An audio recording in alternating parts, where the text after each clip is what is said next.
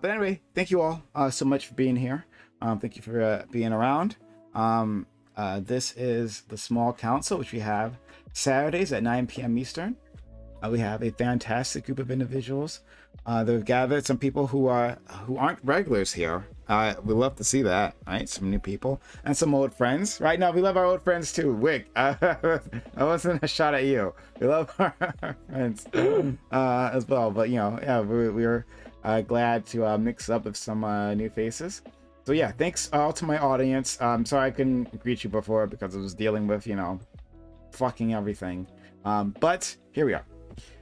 If you're watching this on YouTube, please like, comment, and subscribe, and make sure you consider hitting that join button, becoming a member. If you enjoy getting this content 7 days a week, you guys always do, then support this channel. But becoming a YouTube member helps out a ton when you do. Thanks to all those who do assist. Okay, we are going to introduce our guests. We'll start with my man Jay Chow. I was really excited when he could make it. We weren't sure if he could at first. But then he sent me that message. He said yes, right? I'm like, this must be like what it is to get married, right? Like that joy when she says yes. This is it. It must be, right? So Jay Chow, I do. Is he being sexually harassed right now? I wish I ghosted you instead. Oh my God. But yeah, I'm Jay Chow. I'm the person who would much rather have ghosted Prime. I stream on Twitch, YouTube. I talk about politics and other stuff, play games. I study political science and international relations. That's my academic background, and I decided to use be very productive with my degree to talk politics on Twitch. Yeah, because that's awesome. Tiberius is my political science contemporary. Always excited to see him and talk to him. He always mentions that, so I beat him to it. Haha, eat shit, Tiberius. Today, I'm going to be doing something a little bit special. I'm going to be drinking in moderation. By the way, I am of age. Drink responsibly. Always drink water. Don't drink on an empty stomach. And let's have a good night. All right. Thank you. Let's see how that turns out by I'll take that first shot now. in 2.5 hours. Okay. Next, we have a person who was only on here, well, twice, or actually 3 times technically. But yes, this is Lactoid is back with us. How are you, Lactoid? I'm doing all right. Just getting over being sick, so I thought this panel was particularly relevant to me. Okay, fantastic. All right, thank you for being around. Next, we have Wick, an old hand here, right? And one of our expert guests, right? That's why I keep calling on him. So Wick, how are you? All so far so good, but Jay Chow's drinking, so we'll see how long that lasts. Let's see how long it lasts. Glad to be here. Thank you, buddy. All right, moving on. We have Synth. We've had, I think, only once on this channel before. But Synth, thank you for stopping by. How are you? I'm doing pretty good. I'm Synth. I'm the in-house left-wing debater for a channel called The Crucible. You can go check me out there or on my YouTube channel at youtube.com/SINTHA. Okay, thank you. And next, we have Omni Slap, a regular of our community. Sorry about that. Dogs love me, folks. In our community. We're happy to have Omni here on the panel. How are you doing, Omni? So yeah, is it the intro or just? Yeah. No, we don't talk. We sit here in silence. Okay, next, go ahead.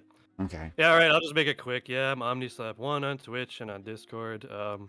I actually just changed my Twitter handle to OmniSlap1. Same thing, so you can find me on there. Made it a lot easier. Yeah, I'm just a kind of a commie dipshit. I just come on these things. I saw Prime's message to invite me on here like 6:30 p.m. And I didn't even look at the article, so I decided to just do some last-minute research, because that could only go good, right? So yeah, here I am. Okay, yeah. And then last but not least, we have our man Tiberius D. Made it back just in time. All right, Tiberius D. How are you? I'm doing all right. Figure out what the dogs were barking at because they just kind of sounded like they panic barked. So we'll. She's looking around right now, but I didn't see anything. But yeah, I'm Tiberius D. You guys are probably pretty familiar with me, but in the case that you're not, I studied in Economics, political science. My big claim to fame is talking to geopolitics, and me and Chow like to just trade off. If we agree on something, take it as a word of advice. We're probably right. If we don't agree, well, then you get to see the sparks. So we always appreciate that. But Prime, thank you for inviting me on. This is going to be an interesting one because this is kind of my wheelhouse in the regards of geopolitics, what's going on within the wider world. So yeah, can't wait. Okay, all right. So let's just jump right in. The topic is, in Shanghai, Chinese officials have shut down the city due to a COVID outbreak. Residents have been confined to their homes. China is following a quote-unquote dynamic zero COVID strategy. But along with this, it is also requisitioning apartment complexes and ejecting residents so that their homes can be used to house people who have tested positive for the disease.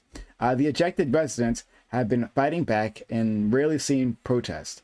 Do you think that it's fair for governments to have such powers during an emergency? For the sake of public protection, do any of these measures make sense? What if the disease outbreak was far more deadlier? Man, okay, I had trouble meeting that. I struggled there. All right, but anyway, the point is that yes, China is having is using this their emergency powers to take all sorts of actions in any city, right? We've seen this similar things in other places where they've had an outbreak. They're trying to keep the level of COVID infections as close to zero as possible. And to do that, they just like completely shut down cities. I mean, streets are completely empty. And now they're taking people's apartment complexes, moving all the people out there, right? And then filling up their homes with people who tested positive to, you know, sequester them rather than, like, I guess, building more facilities. I guess they found this was easier. So does this all make sense, especially this idea of zero COVID? Does any of that make sense? And again, if the disease was deadlier, that make a difference? Jay Chow, your intro. Yeah, so first things first, I am an American citizen. I was born here. Though I am ethnically Chinese, my parents did come from Taiwan, and I'm more sympathized with that side of history instead of the mainland. I am not a CCP, any sort of shill, so just because I look like it, let's just get that cleared up. I think when it comes to China's policies of COVID lockdowns and like their strategy, it might have backfired in that one of like the best ways to become immune to the virus is to both get the vaccine and get sick, because it builds like that antibodies, whatnot, biology, things like that. Not within my wheelhouse. And their strategy was to just get rid of this altogether the first time and never have to deal with it ever again. And then variants started to come up, and now it might be biting their ass. And this is kind of like their response to making sure that it doesn't blow up as much as it could have.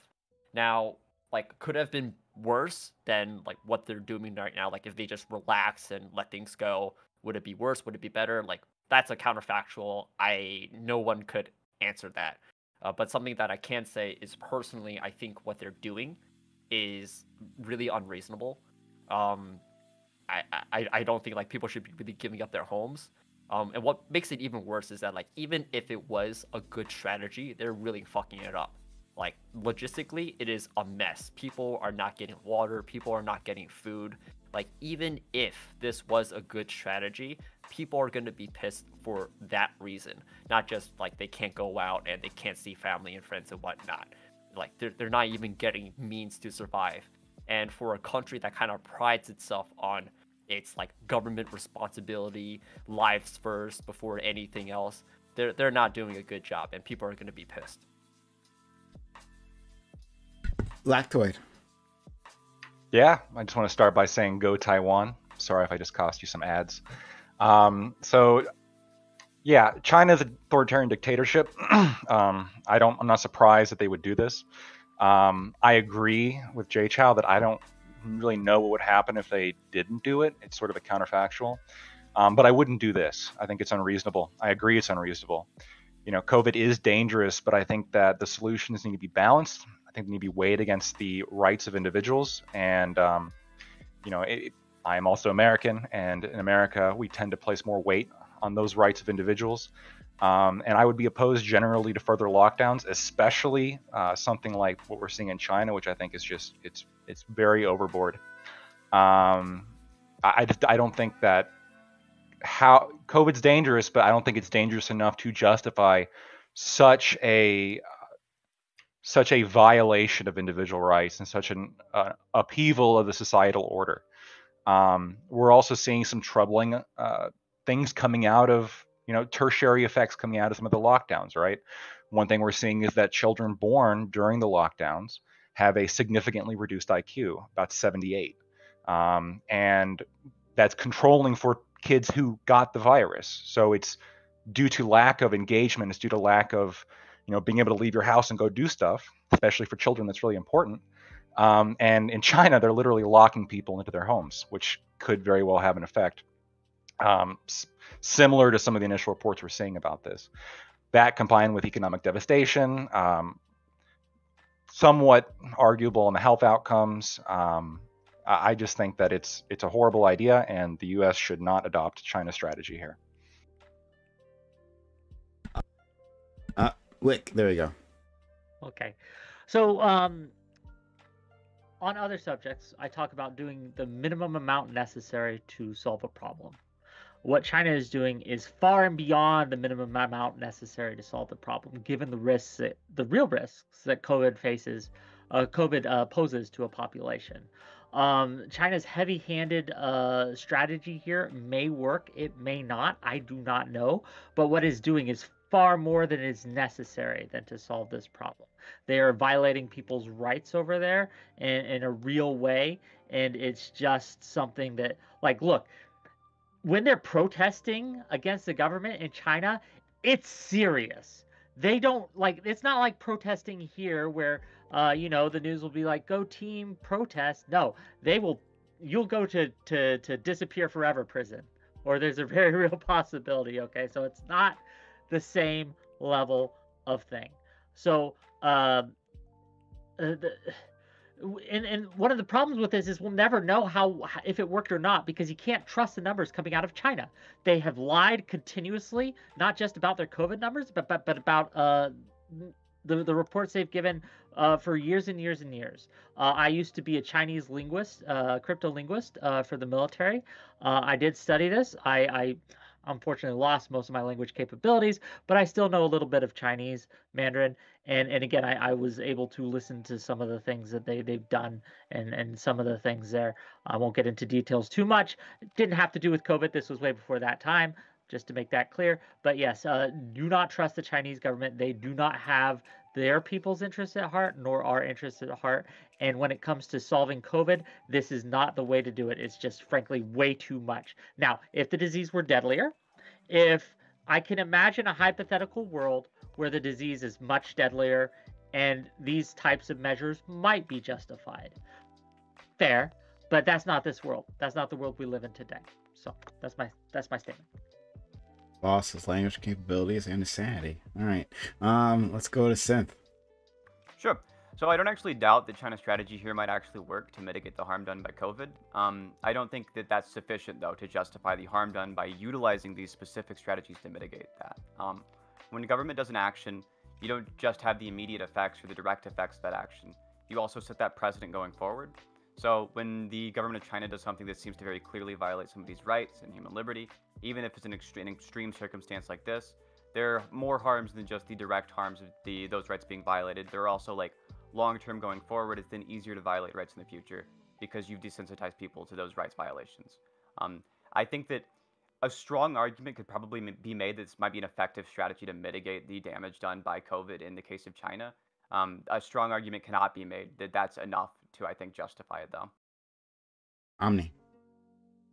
Okay, so yeah, I looked at the article that Prime shared me within the last couple hours, and just going off of that one article, which I would need to do before I am comfortable in making a complete judgment about this, I would need to look at more articles than just that. I didn't really have the time to, but yeah, so just based on that article, it does seem like it is kind of an ass backwards policy and response.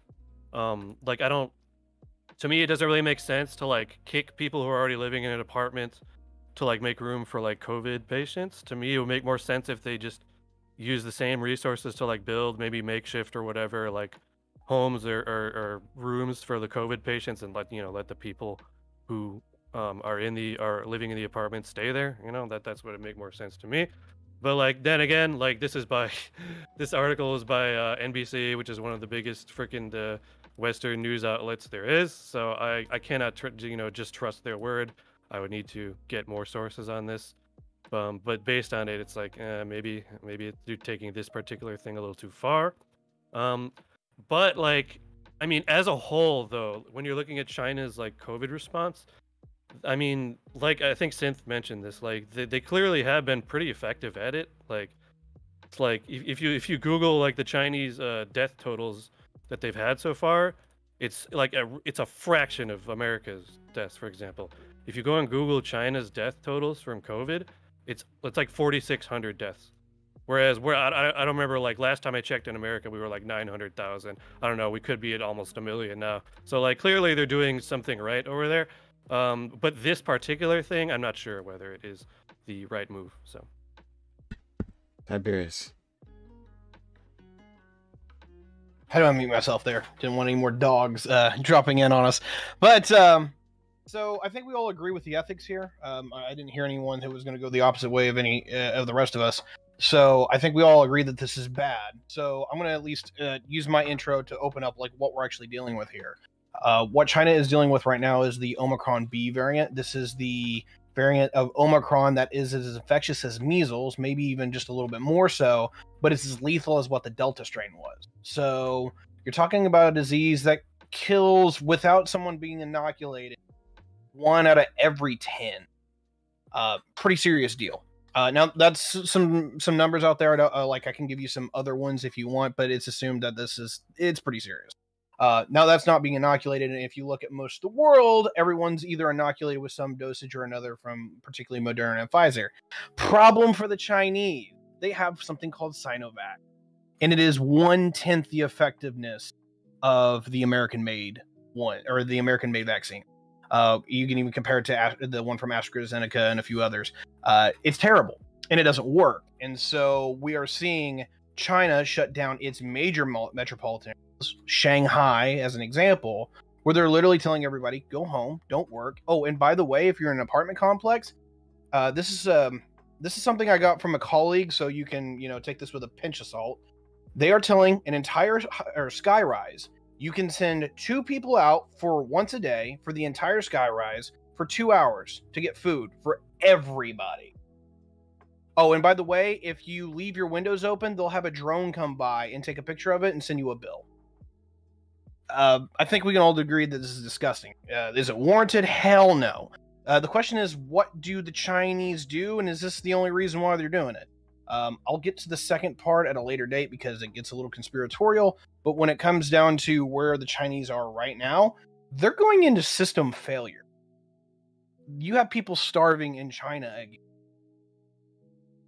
And I'll end with that.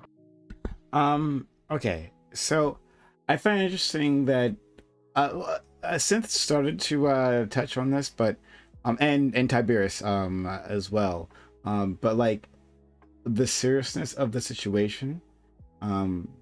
So thank you, Tiberius, for so adequately painting the picture of like the virus as it stands in China, because we have these different variants, so it's not all the same, right? What they're going through right now. China has a billion plus people. I think it's like 1.2 billion individuals. It's like 1.4 billion, I thought, maybe. It could be by now, right? There's a lot of people in China. There's a lot of people in China. China is less developed than the United States. I think you all agree with that as well, right?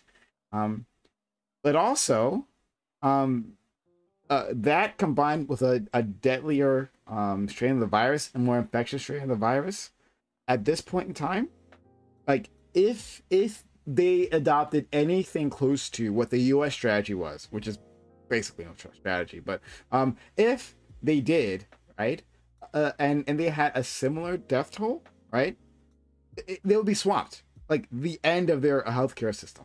But not as it stands, they're already swamped using these extreme measures, right? But if they didn't do the things they're doing now, holy crap! I can't even imagine. Like you can't even imagine what it will look like over there. So, yeah, like the population density is ridiculous in these Chinese cities, like compared to American cities. It's like if it started getting bad in like a city like Shanghai, it would just freaking spread like wildfire. So they had to consider those things. I agree with that. yeah. So like, I find it's interesting that people aren't really grappling with that. Right? We're talking about individual liberties, which are very important. No, don't get me wrong, right? But like, we care about the liberties of people who are alive, right? Not corpses. Well, when it comes down to it, that's just it. Like, we don't know if they take a different tack or strategy to handle these things. We don't know how effective it would be. We can guess, we can suppose. Obviously, I would agree with you. The strategy we took here in America wasn't very good. That said, there's a lot of room between what we did here in the States versus what China's doing now. There's a lot of steps between those things that we can take. And again, we have to make sure that when it comes down to it, that the cure isn't worse than the disease. And I do think that a lot of the effects of having these things, like I'll give you a personal example. Like on occasion, some of my family members teach English as a second language to Chinese kids, people who live in Shanghai, and other Chinese locations, Taiwan a lot too. And one of them, so they've been teaching during the lockdown here, and like one of the 10-year-olds that they teach doesn't see their parents. The parents were somewhere else, and they're not allowed to see each other. Their art school teacher comes and checks on them once a day. You know, it's that kind of level of crazy here. So we just have to understand that while Okay, so yes, why is that? I would want to wonder why is it? It's because one of them they don't parents has speak very COVID or good something. English, so it's hard for them to Maybe. communicate why, right? Well, before you make a judgment, I'd like to know the reasons and why. But I don't know. Certainly, but at the end of the day, like we have to understand that while there may be justifiable reasons, again, the way Chinese government handles things tend to be over the top, heavy-handed, very authoritarian, and those are not good things. So given on their past behavior, I can imagine that there are better ways for them to have handled that particular situation. But and you mentioned earlier 4,600 deaths. I don't believe that for a second. That's the reported deaths, right? Like that's reported deaths. I don't believe that for a second, right? Okay, well, prove otherwise then. I don't know. Well, what to so say. there's Go ahead. sorry. Go ahead. Yeah. So I agree with Wick. You can't trust the numbers that come out of the CCP. All right, and that number is just ridiculous. It's ridiculously low. Tiberius, Oh, I want conspiracy theory then. All right. That's you fine. Tiberius, No, you said a statement before that I just wanted clarification on.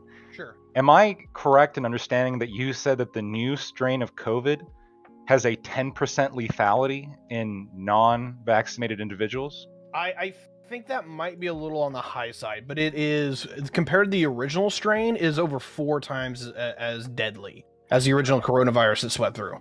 So I'm not gonna, maybe you have sources to back that up. I've been looking. The sources that I find seem to indicate that it is much more transmissible. It's similar to transmissibility to Omicron, but there's not really any evidence as to it having a higher lethality. And the fact that I think right now in the United States, it's the fastest growing strain.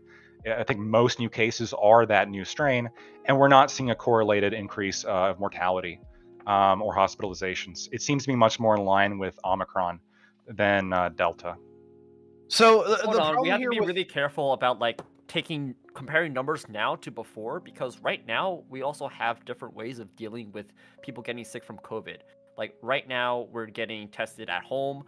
We also have the pill in which once you're able to get tested early on, then you could use that pill and avoid going to the hospital. Whether or not that does affect the numbers. We didn't have that pill before. So that means like if you got sick from COVID, then yeah, hospital it is to go. But nowadays, it's just not necessary. Not as much as if you had the pill. Even excluding the pill, though, I haven't seen any data to suggest that the new Omicron variant BA.2 is any.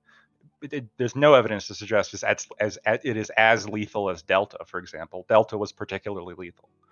Well, Yeah, from what and I've then heard, well, it's something actually the else to opposite. Oh, you go ahead. sorry. Then like something else to also consider is that like in America, a lot of people are like they're either vaccinated or they got sick. Because the people who weren't vaccinated, they got sick. So like at some point we've built immunity. But something interesting that Tiberius said is that their vaccine is bad. And something that Omni said before is that not a lot of people got sick because of what they did. Now, regardless if you think their numbers are higher or lower than what is being reported, in comparison to the larger population, very few of them got sick. And so then when you combine those two factors together, and then you have a virus variant that is like as bad as maybe what Tiberius is suggesting, then maybe it wouldn't be as bad of an effect as to like us for our situation because of what we went through, because of what we did in order to build up our immunity. But for them, that could be a completely different story. So we have to be really careful when comparing these numbers of like what is the chicken and actually what is the egg. And we shouldn't really be like building this correlation is causation kind of a thing. I want to quickly build off that because I agree, and I wonder, right, when you have a situation in which I think even Fauci has agreed that we're sort of moving away from the pandemic and more into the endemic phase of COVID, where this is going to be a recurrent seasonal thing that is just going to be, perhaps deadlier than the flu, but it's going to be recurrent like the flu is. And if China, who wants to be engaged in international trade, is going to have these lockdowns and this overreaction every time there is like an outbreak of COVID, I mean, one question is how sustainable is this? How many times are they going to do this? Because I mean, they have to engage with the outside world, and if this is endemic on the outside world, eventually it's going to have to be endemic in China. It's not sustainable now. It's not sustainable now when you have, again, the protests that they're having. And again, whether you trust these reports or not, I'm skeptical. But there are reports coming out from various groups that there are starvation in these places, or at least severe hunger and issues like that. I don't believe Take that with a grain of salt. Like I said, I can't confirm or deny those types of things, but yeah, it's they just do not have the resources, or they do not have the infrastructure in place right now to handle this in the bigger cities. In the smaller provinces, perhaps. The rural communities, perhaps.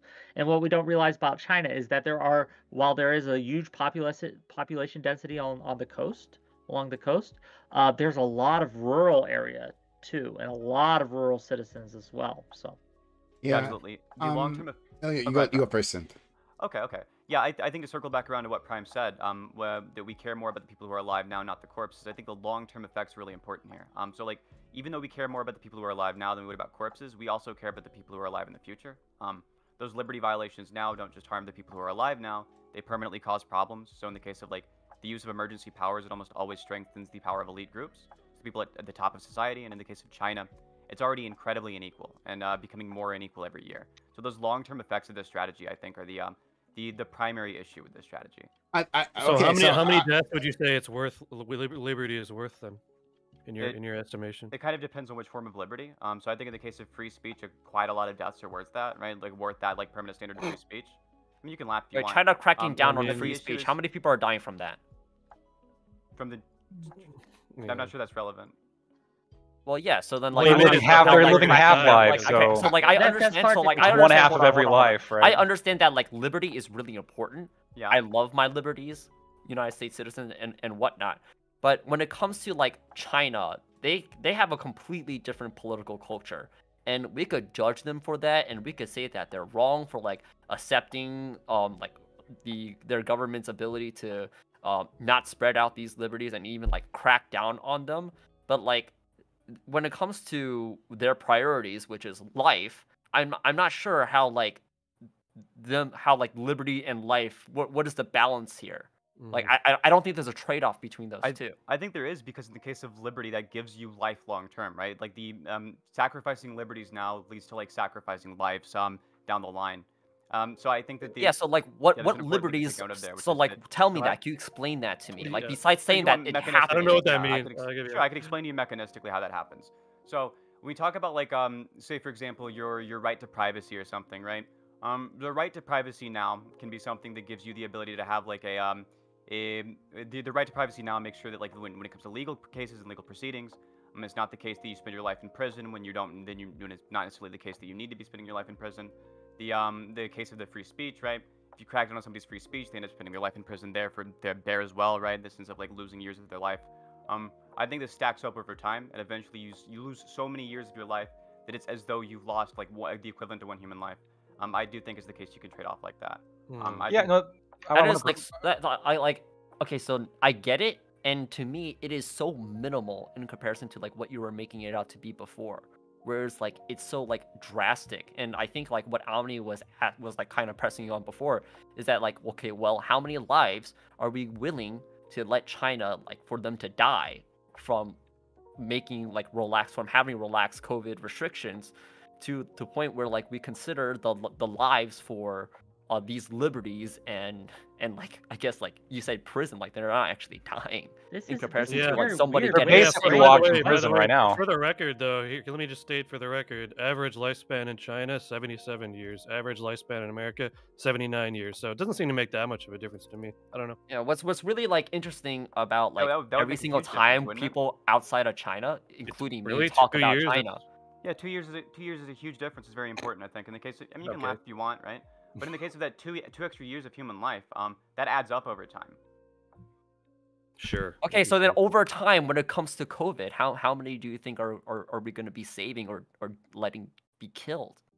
This is a very weird way to frame this Yeah, it's- question. Like when we look at liberty, like what is liberty worth? What is freedom worth? Everyone's going to have a different answer. And that's fine. But when it comes down to it, like we as a species, as a culture at least, have shown some willingness to sacrifice for liberty. We pay price. They talk about the price of liberty. It's a real cost, right? And what people individually are willing to give up for that is an individual question. But as a culture, the negative effects of free speech or of withholding things like free speech, as nebulous as that is to quantify in a specific number, like one free speech equals 3 deaths, I don't know. We can see that throughout history, cultures without that free speech have been worse, have been less free, have had less quality of life, etc. And as we have gone more towards free speech, we have seen a rise in quality of life, a rise in all these things. And obviously, that's not the only factor at play here. But I would argue that freedom does have a price, that it must be paid. Like, how many lives would be willing to sacrifice to end racism, right? The number's not 0. The number's higher than that, I would assume, correct? Yeah, absolutely. Well, yeah, but like racism is or like slavery is so much different because you could actually Why? see Why the is that? material Why is because racism different because than free having because lack freedom free of speech. Hold on, freedom of speech is a like an ability for somebody idea, to do something. Like it's an idea, it's an it's not as like materially, and we can't like build as like much of a. There's not like again not like a direct correlation between protecting freedom of speech and like how many lives we're actually able to save because of that. If people Whereas can't like for petition their slavery, government it's for like agreements, literally they end up dying. indentured servitude. Yeah, I mean, you were slavery is getting something you whipped could and like see. you could get Yeah. killed for it. Yeah. It Well, had no. material effects on black people. Like you could see it. Like freedom of speech is a more like sort of No, inchoate Well, thing. hold on, but removing individuals' right to express themselves is removing an essential part of their life, right? Now, I agree, like slavery is way more intense. You're removing a lot more aspects of that individual's life and a lot more of that individual's ability to express themselves and to have control of their own life, right? But when you remove somebody's free speech, somebody's ability to express themselves, it is a like, that is a tenet of slavery, right? You don't let somebody talk because you want to squash their ability to express themselves. That's an essential part of someone's life, and you're removing that, right? There's definitely a cost to that. Okay. Yeah, Oh, exactly. I want to make a correction. Okay, so I think Wick said racism, not slavery. Might be. Yeah. Yeah, in Yeah, the he case did. of in the case specifically of free speech, right? Your ability to petition your government for grievances is a huge component of making sure that you can live a decent quality of life. If you can't tell your government when they're doing something wrong, you can't correct them when they're doing something wrong, and that leads to human lives being leads to human death long term. That leads to things like the Vietnam War, for example, right? That leads to like huge huge negative government actions that we've seen historically. That if it was the case that people could petition their government, right, it's the case that you can stop these things. Like in the case of the Vietnam War, public outcry ended up stopping that. Yeah, and I wonder in China if the people had freedom of speech and the ability to petition the government, maybe they'd be able to stop what we all agreed in this panel here is a horrible infringement on people's rights, throwing people out of their own homes, right? Isn't that pretty ridiculous? And not only that, but the other atrocities China's committing right now, So- the Uyghur so- genocide and things like Actual that. genocide, yeah. So okay, let me make it clear, at least for me. I'll speak for myself. Not a fan of the CCP, right? We complain and we criticize them constantly here, right, when they come up, because of all the disgusting things that they do. However, right, working in the context of a CCP that exists and is going nowhere, to say, and since I said this a while ago, that well, we have to worry about the rights of future generations. Like those generations already lost their rights. It's not like they're doing like a slow decline into authoritarianism. They're there and they're going to be there for a while. Unfortunately. So in that context, it's like that doesn't necessarily bother me. Like if I saw this in an American city, if I saw this in fucking England, right? I would have a stronger reaction because something is deeply wrong. But within the context of an authoritarian government operating like this, then yeah, it blows. But right? Yeah, but, so, like, but, I think but, that hold part of on. But also the numbers are the numbers. And by no. What I mean by that, the numbers in terms of the people and how if they had a response anywhere near approaching what the U.S. had, right? Like they be stacking the dead like firewood. Like we here in the States. I read article after article talking about people who worked in crematoriums, right? They had those crematoriums working 24/7. They had trailers, right, coming to hospitals and stacking the dead in it because the mortuaries, right, the moratoriums, right, they were filled. And they couldn't put any more. And then still, like those trucks became overloaded, and then dead started to like decompose and stink up the place, right? But they couldn't move them on to the crematorium because the crematorium was still filled, right? Mm-hmm. And that's here with a third of the population of there, or maybe more, of there, right? And with more resources in terms of our industrialization, right? And the advancement of our medical facilities. So in that context, like it's not insane. It's not insane to take quote unquote extreme measures, right? So, yeah, it isn't, and they have been very effective, clearly, as I pointed out. Although you guys think it's like some kind of, it's a conspiracy. It's not really under 5,000 deaths. But you have no evidence for that, so I'd need to see some evidence. If you need to see evidence that you need to trust the Chinese, you have not been paying attention, dude. So you have none still. All so, right. Dude, I'm not going to openly go up in here and it's like, yeah, I need to have evidence to believe that the Chinese are fucking lying to me, dude. Like, why are you on this panel? All right. Hold on. I wish I could believe things without We don't evidence. even need to look at Chinese numbers in order to make some sort of an an authoritarian police state that literally says, no, we're not doing a genocide. You're actually going to trust. Fuck you. Yeah, okay, well, Tiberius, okay, I get that. I get that. That's besides the point. Okay, hold on. There's two comments. Calm down. Calm down. We'll get J Child, we'll get Wick, and we'll get Omni. Okay. Awesome. Oh my god, it works when I just talk over people. I get my rights to speak. So we don't even have to look at China to see that like what are the effects of like more authoritarian policies and lockdowns that could actually do.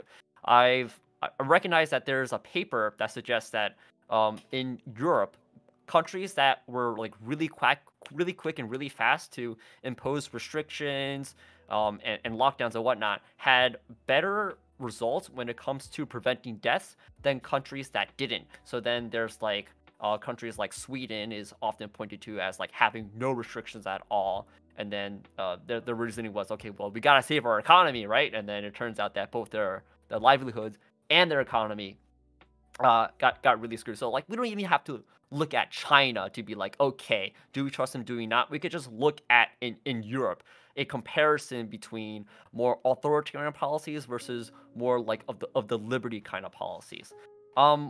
Wick, actually, I want to commend you for this because you at least recognize that there is a trade-off between protecting freedoms and liberty, and like those trade-offs are like to you, quote unquote, worth it. But that is like, and while I agree with you, because I love those freedoms and liberties as well as much as you do probably, not everybody should have to agree with that trade-off. And at least in China, again, their political culture is like so much more different to the point where like, whereas our government is like really more so focused on accountability as a function, they're more so focused on responsibility. And then When was the last time the American government was accountable? Really? I don't know if I agree with that. But okay, no, when it comes to like how our system is designed, so like we have checks and balances, and we have two parties competing against each other that are like they're supposed to, their function is supposed to be accountable to one another and to like be a balance. Whereas for China, they have a one-party system, and the reason why they do that is because that one party is supposed to supposedly their mission is to be responsible to the people. It's like if you could read I guess like their oath swearing in when they like go into the Politburo and whatnot. We just have like a totally different culture, and like the people there for the most part are fine with it. And there is like I feel like in like from the outside we often kind of believe that like, oh, they're oppressed and they're having shitty lives and they don't have freedom of speech and whatnot, but like yeah. a lot of them are just like, yeah, we're cool, except for like then there's the Uyghurs and then there's the other minorities who are like who don't want to be Sinofied. So like there are problems here and there for sure, but Just it's little not like problems some like it's not like some Here and it's there. not, but like you guys are like it Shit. feels like you guys are making it like to be like, oh, this is so bad, it's terrible. I think it's a terrible policy, but for other reasons, not because of like they're Okay. authoritarian So- and we're democratic, Yeah. so like we're the good and they're bad. By the But way, it's the like, Chinese wow. government has way higher approval rating than ours. So just Oh, I'd like again, to because correct. If you disapprove, Yeah, you will be people thrown there, in Chinese jail. people have Yeah. more trust in the Why? government. no, no, no. Yeah. That's not how polls Because, work, Wick. again, if you, That's not how anonymous polls make the work. government mad enough, and it's very easy to make them mad, just have a Winnie the Pooh tattoo. You will be thrown in jail. It is not good. When we talk about whether they're like, people have to live their lives, okay? And if you happen to be born under a kind of regime like that, I imagine that not all your experiences are negative and bad. You have to live your life. You have to eat. You have to find joy where you can. But at the end of the day, there are two things that I want to say here. And before I forget, I want to just point out to like we brush off this, oh, it's authoritarian, so authoritarians are going to just do authoritarian things. We do that at our peril. I think the apathy that it leads us to when we see these different governments, and not just China, but look at Russia, for example, as well. Authoritarian North Korea, I can name a few. When these governments and regimes, they oppress their people like this, we cannot just sit by and say, oh, well, it's always going to be this way. We can't change it. We shouldn't, it blows, it sucks, but what you gonna do, right? What you gonna do? There's nothing really you can do. Well, what can you do, Wick? Well, what are you I- gonna I- do? What are you gonna do Like, about a lot. China, Wick? Like, What the there's fuck a are you lot gonna we do? can do. You can advocate. And when we talk about giving support to these people, for example, I can't stop Israel from doing what they're doing to the Palestinians, but I can support the Palestinians through advocacy. If I donate or things like that, there are organizations that are trying to help bring free speech to China and Taiwan specifically. Like the American military has a red line when it comes to Taiwan, and if the Chinese were to militarily you invade think Taiwan, like us protecting Taiwan is gonna change China? it we're has the asking you. ability to. I don't know if it will, but it has the ability to, because the concepts like free speech How? are contagious. Yeah. Concepts like freedom and Well, liberty. I just want to know what Wick Wait, is gonna wait, do. wait, about wait, it. wait. How long has Also, it's Taiwan defense been in on Taiwan. existence? And like as a democratic country in which like actually Taiwan, it's only been a couple of decades since it's ended its military regime. But like, how long does it have to take for it to be contagious? Where's this evidence that there's a contagious effect? Of free speech and liberty? Yeah. Where's the evidence? I don't have a paper me. to cite you, but I The can fact that cite free you in speech- these. I ones think like I this. think so it's you strange. just I think it's gave me a strange. BS argument. All right. No, I think it's No, strange that like we have to defend the concept of advocating for people's rights that happen to not live in the same country as us, right? Do we have this conception of all individual humans' lives matter and their rights matter and their freedoms matter? And we should, if people are being oppressed in other countries, we should care about them because they're humans. We don't want to see humans oppressed. I think that argument holds weight. So it's weird that I have to that we have to Yeah, but what are you explain this gonna do? concept. Actually, what are you gonna do? So what we've done in regards to any kind of authoritarian regime that we've come into contact with, which is we have to make trade-offs. We have to take out the compromise. regime and replace Yeah. them and make the situation Yeah, good worse. luck. There are some times in which that's effective. There are some times in which it's not. Right?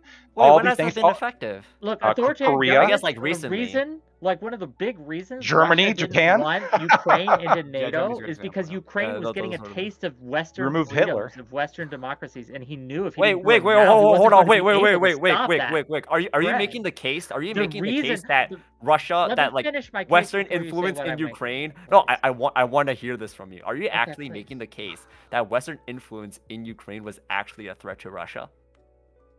To I their will absolutely authoritarian make that nature, argument. yes. To the authoritarians of the world, I think Western freedom is. So a wait, so threat. And are the you authoritarian saying that countries like do it is that as okay well. for Russia One of to the respond reasons to China Ukraine wants because to- of that One threat? of the reasons Does China it wants to extend shut there? down on protests in Hong Kong, for example, and the Yes. freedoms Hong Kong has, is because they know that it is dangerous to their regime. That if these ideas spread, that they will be under threat. And by threat, I mean that their populations will ask for more freedoms than their government's willing to give them, and they will come into conflict. That's one of the reasons that China is so big on bringing Taiwan into the fold. That's one of the reasons they were so oppressive to the Hong Kong people, because these Hong authoritarian Kong nations is actually a part of know- China, but they not Taiwan. know that's the biggest evidence I can give you is because of the reasons of the ways the authoritarian governments have responded to Western freedoms. is Why in hasn't little Taiwan been invaded yet? If that's the case, if it's Because Because they America haven't is been saying, able if to. you do, we will fight you. Yes. no, they don't say Th- that. They So don't. they I don't know if they haven't don't hold say on. that. They haven't specifically said that. They just conveniently sell them a whole bunch, or we conveniently sell Taiwan a whole Why do you bunch of guys say military that they hardware. will? Put And whenever China sail the does- navy whenever through the China does straits. exercises or threats in there, Yeah. we happen to have a few carrier fleets in the region too, just there, and we Okay, sit them there. exactly. And we It say, seems Do like you know? we're Do you moving- know why we have Try naval it. bases It all seems around like the world? it seems like we're moving far away from the topic. All right, so Yeah. let's Yeah, well, going back to the topic, then I want to correct two things real quick. So Sweden was brought up, as a failure in Europe. I think is the implication that was being said. There are some countries that did better than Sweden that had more restrictions. There's a whole bunch of countries that had a lot more restrictions that did a whole lot worse, right? UK on a death per capita did worse. Austria did worse. Portugal did worse. France, some of the major countries in Europe did a lot worse than Sweden, who, you are correct, their solution was let's not do a lot. And then the other correction, sorry, I don't want to gishgal, but I'm going to go back a little bit. When you omnislap, when you say that we have this conspiracy theory that we can't trust a authoritarian government with a long history of fudging the numbers, I think that we have a reason to be skeptical of the numbers of an authoritarian regime. But, even if the CCP isn't fudging all their numbers, there's also the argument that COVID numbers in developing countries are very difficult to gauge because those countries often don't have the resources to determine the exact numbers of infections in their country. They're not really. It is. developing anymore, though. China Hold is- on, they say Chi- that they're developing, but that's all a cope. You guys So know that. a Come on. lot in the rural areas, it is very much a developing country, right? That's All- exactly what China Kinda says. like an They apple. Wait, Chow. Like, do they're like you- corporate It's true. nation. wait, on Chow, a per would capita you income put- basis, of course. Yeah, would you put China as a developing country, or still quote unquote I would third put that world? as developed. Really? 100%. Yeah. Okay. I would Not say in all that- areas. okay, I mean, like I the would United say States, that we also have Beijing rural might be. areas in which there's no like sanitation networks and whatnot. There's not proper plumbing. Is like, are we going to now consider the United States a developing country? No, that's not how that works. So then this is like one of the strategies. This is actually really funny that Lactoid is actually using this argument, because that is exactly what China uses in order to justify it being in like a category of of countries in like some groups in some organizations or treaty that allows them more privileges. For example, for the Kyoto Protocol, they're still a part of the group of countries that allows them to keep on using fossil fuels in order to develop. Like they use this as an excuse. It is a cope. So Jay Chow, hold on, I want to quickly respond to that. So Sure. I am very much against the CCP. I don't know if you've caught that. I think they're an No, evil totally. I think you're a authoritarian shill. regime. But I mean, you can't, a broken clock is right twice a day. You can't shit on them for every single argument and still maintain legitimacy. On a per capita basis, their emissions aren't that high, right? They have some arguments that they are indeed a developing country. When it comes to the Kyoto Protocol, when it comes to other sort of UN, treaties, they have some arguments here. They also have some arguments when it comes to infrastructure in their rural areas. Yeah, there are arguments there. Are they bad? Are they a force for negativity on the planet? I would say so, and I don't believe their numbers, and I think that they are committing genocide. I just want to make that clear because somebody on the panel is denying that they're committing genocide. They are, and I think that they are, plotting a Sinocentric world using the Belt and Road Initiative, and they want to. And we're getting off topic, but yeah, not good. Yeah, the idea that So advocating for themselves the idea means that they're China, plotting really a quick, just a second here, and I'll throw it xenophobia back over to you. So in the case of China specifically, right, the idea that they're not developing is like patently ridiculous, given that like the bottom half of their country is making about $4,000 per year. Omni, you said earlier that the polls are anonymous. That's true, but the chilling effects that Wick was pointing out would also apply to anonymous polls. People taking those polls don't necessarily trust their anonymity. There was the argument Jay Chow made about like not everyone should have to agree with that trade-off, but if me and you, Jay Chow, agree that something is morally right, the norms of a culture shouldn't make us sacrifice that, especially if they've established those norms through bad practices that have already Only if desensitized you're a the moral population to realist. violations of Only if you think those morals are completely objective. moral subjectivism could apply too. You don't have to be a cultural relativist to be a moral subjectivist, right? So just because they've desensitized their What? population to these violations of their rights, that doesn't mean that there are more justifications by that are like now validly justified in the future, right? You No, can't they're make wrong that because they're argument, right? Chinese. Chow, don't you get it? That's definitely what I just said. You caught me. Well, that is not what Synth just said. But like, okay, so Basically. Did when you it show comes Soviet to like, elections okay, too? so when it comes to ethics, 102% I recently discovered this. It's something called standpoint, or Epistemology? standpoint theory. Standpoint theory, which suggests that like we all have our own stances on things like as individuals, and then we all have our own understanding of like what is morally right and morally wrong. So it's all like dependent on perspectives, and like yes, I could objectively say that this is good and bad based on my own standards, but this is going to be different for other people. And so then like yes, I feel like as a moral subjectivist or a moral relativist, you can't really say that like what's going on in China is like morally wrong, but to say that like what they believe is right, they believe is right, and what we believe is right, and I that's, could say it's those two morally things wrong. are I'll take different. that fucking brave stance right now. That Okay, what's well going on they in can China say is they don't morally give a wrong. shit what you Like, say, Rick. I That's fine. mean, So Jay Chow, what you're referring to is called standpoint epistemology, right? The idea is like Probably. from each of our standpoints, we can only know a certain thing. I agree, you can only know certain things based on your perspective, but that doesn't mean that something is morally right or wrong based on just your own perspective alone. So that's not really an argument against moral realism. Also, a moral subjectivist like you would say like your subjective idea of morality is what morals are, right? So if you disagree with them, you'd have to say they're wrong on that. Your subjective experience is what's true there. A moral subjectivist is not the same thing as somebody who's just a cultural relativist in regards to morals. If that was the case, if you thought morals were just whatever culture said they were, you'd have to say that like Nazi Germany was morally right. I don't think you would ever would. Well, Right, hold on, they hold on. never use this for the governments they Whoa, whoa, whoa. disagree with. Okay, so I did say before that I could still call them wrong, but like I don't think I'm gonna go as far as to like what Wick is going to say is like no, they're actually wrong, and then like Yeah. I don't know. And dude, then like, they that's could say, kind of, "Screw like, you! like, We don't care what crazy you think, energy. Western guy. Like, we think this is good for us." well, I you think would like have hey, the point, that but The like Confederates tried the that, point right? is like this all ties back to like okay, what do people want to prioritize? Do you want to and like there is a trade-off between I think like livelihood and as well as liberties. And like while we can say yes, liberty's awesome, pog, and we disagree with other people, okay, yeah, that's the thing. Like I'm gonna disagree with people, but like other people are gonna be like, no, you're completely wrong. You are like you deserve to be in the bottom of hell, and you are just like monsters or something. Like not even human or whatnot. It's like no, I'm just gonna be like, okay, I disagree with you, and I don't like what you're doing, but like I disagree. That's it. Jay Well, Chow. for other things that China does do, okay, yes, I'm going to like be more, I guess, like vitriolic against that, be more a little bit energized. But like at the end of the day, there is this trade-off between livelihood and liberty. And Synth, your argument is that, well, we have to consider the livelihood of the future. How are you calculating that? Sure. So I don't think you can calculate it with like a calculator or something, but I think you can abduct from the evidence we have, right? So we know that in the case of, say, for example, free speech, like we mentioned earlier, if you can't petition your government for like a redress of grievances, what this means is your government just ignores you, right? They just ignore what you have to say. They don't really care about what you have to say, and that leads to deaths. That leads to the government not caring about. How many giving you kind of- deaths? It depends on which country. Different countries will have different numbers of deaths that are happening because of the fact that the government Or China, then. isn't doing the best for their citizens.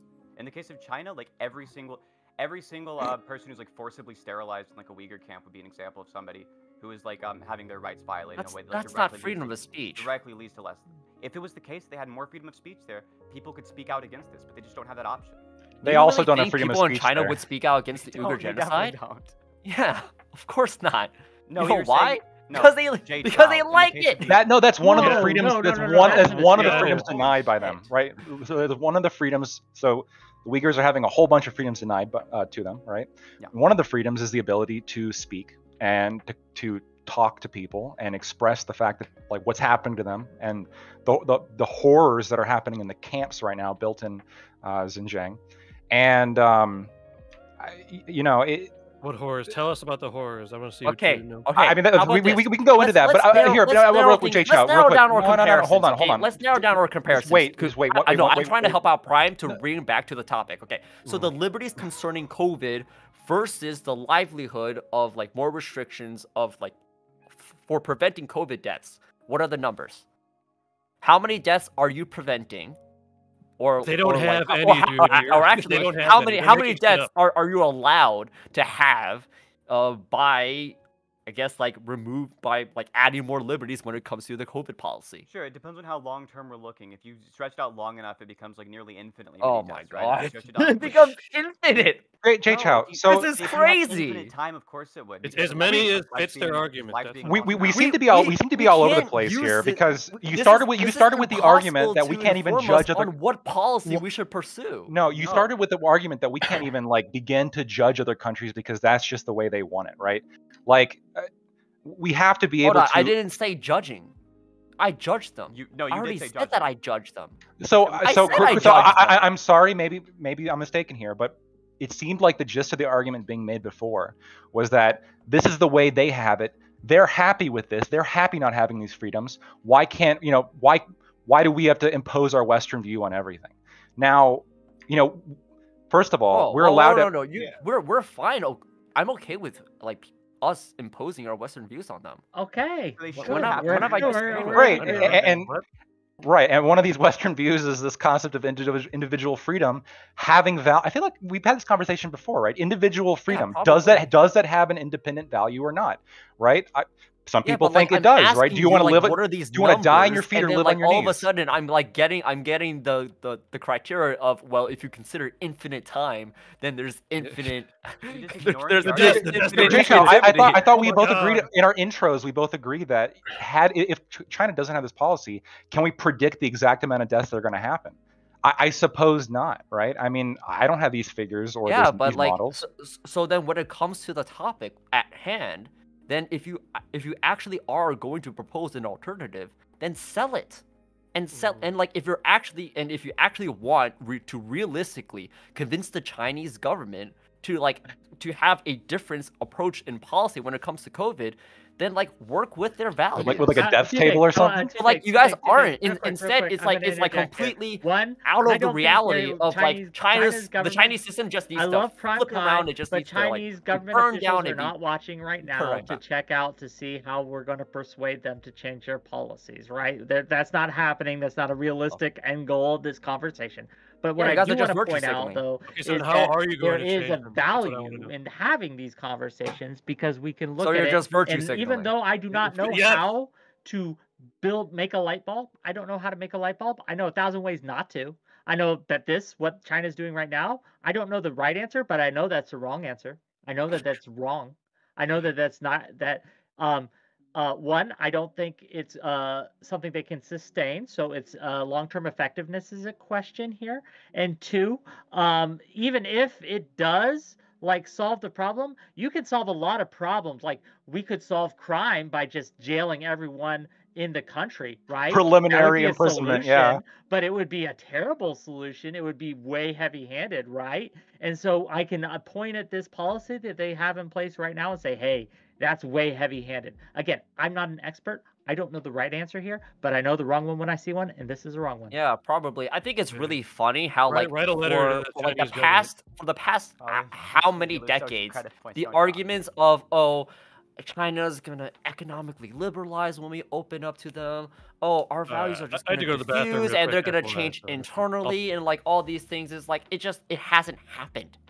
Yeah. You're right. It's a Your problem. approaches So- have not been working throughout history. because but in you the keep on 90s, they believing did that over it with will tanks. eventually. We recognize And, Taiwan and, as real like, China. Like Do you this remember that? line of China Do you is like remember when the unsustainable person I wanna hear from- economically, I wanna hear- policies, and then the its tanks- I want to regime, hear, like I wanna all hear of it. from Like, Tiberius. Hey, yeah, thanks, appreciate it. Chow, like here's the point where I'm kind of with you, and here's the point where I'm not, and I do believe that there's an overlap here. Number one, I do believe that the idea of basically if you liberalize markets, eventually you would have a political system liberalized with it. That was kind of the basically what we kind of learned in Europe within the late 1800s. Is that was the conclusion game. I think what happened is that in the last 20 years, a hard counter developed to that, and that's actually big data. Is that we went from a world where you could go, hey, speak freely. I've got basically a nice wallet now. Now I can actually take my time, go speak to my fellow compatriots, have time to have leisure, that kind of thing, and use it in a political activism. I think that's actually how we got to far more of a liberal democracy throughout most of the developed world. But the problem that we've seen, and we've really seen it in the developing world, particularly in China and Russia, is that when big data came along, where people had cell phones, and when people had the ability to talk to each other in mass communications, at first it was great, but then what we've seen these political institutions do is they go, oh, well, this guy, and this guy is getting together on Thursday to say that the government's bad. Let's go pay him a beating. And that conversation, because I know you know this, there was huge democratic movements within China, not even 15 years ago, but around 2010, 2012, they all just died.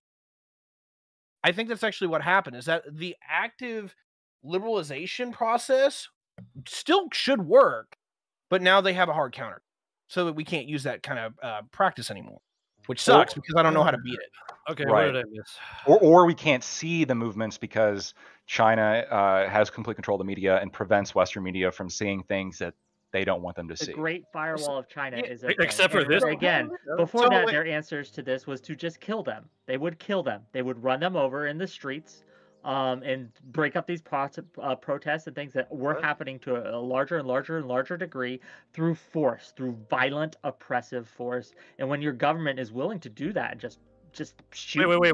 What are you talking? Are you talking about Tiananmen Square right now? Is that what you're that, talking about? as well as other incidences they've had. Yeah. They And- actually and didn't many run we don't know anybody over about. in Tiananmen. They just, they stopped and then they moved people. They didn't run anybody over. So You're saying that they didn't kill anyone in Tiananmen yes, Square that's massacre? what I'm saying. Yes. They killed a whole bunch of people in Tiananmen What Square. are you talking about? No. Like, Not, I can well, give you definitely not. videos right Definitely now. Were not they by deep running them fakes? over with a fucking Were they tank. deep fakes? Can you prove it? I mean, they shot them. We know that for sure. I'm pretty sure they also ran somebody over. Yeah, prove it. I'll wait.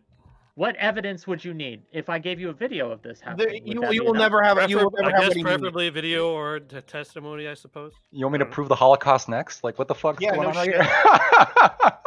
There's entire fucking museums of evidence. Don't we of actually the have? Holocaust. There's no such we thing have for solid Tiananmen. proof that the We Holocaust. have lots of happened. evidence to Tiananmen. We have Of videos. course, there's no such thing for Tiananmen because the Chinese government is still in power. There would not be these museums if the Nazi government was still in power. I promise you. Well, but we I also promise have you. have evidence from Tiananmen Square, right? I mean, you can go watch videos of the shooting, right? Can you watch videos of people being run over? Or Omni, can I just ask you like a quick question? are you just like making kind shit of up? it's kind of a meta question, Omni. I want to ask you something really fast. Do you hold criticisms to the U.S. Of the U.S. government at the same standard that you do criticism of the Chinese government? Criticisms by who? What do you mean? By anyone? Do you hold them to the same standard? Criticisms of the U.S. government, do you hold those to the same standards that you hold the criticism of the Chinese government? The same standard of evidence? Dangerous question should be yes. Probably. I don't really care too much, to be honest, because I'm not in. Like, I have no. My thing is, I have no impact at all over China sitting over here in America. So I don't like LARP about changing China like people like Wick do. I don't care. I don't have influence over China. Why do I give a shit? You don't vote? Yeah, I do. So doesn't that have influence over China? What? Voting for American politicians has influence over China? Yes. Not really. I don't think so. You no. don't think? Oh yeah. So like if we compare, if we compare Trump's policies to China to like say Biden's, then one could argue that like they're different. And so yes, when it comes to like international relations, then I guess that might be true, but does have an effect.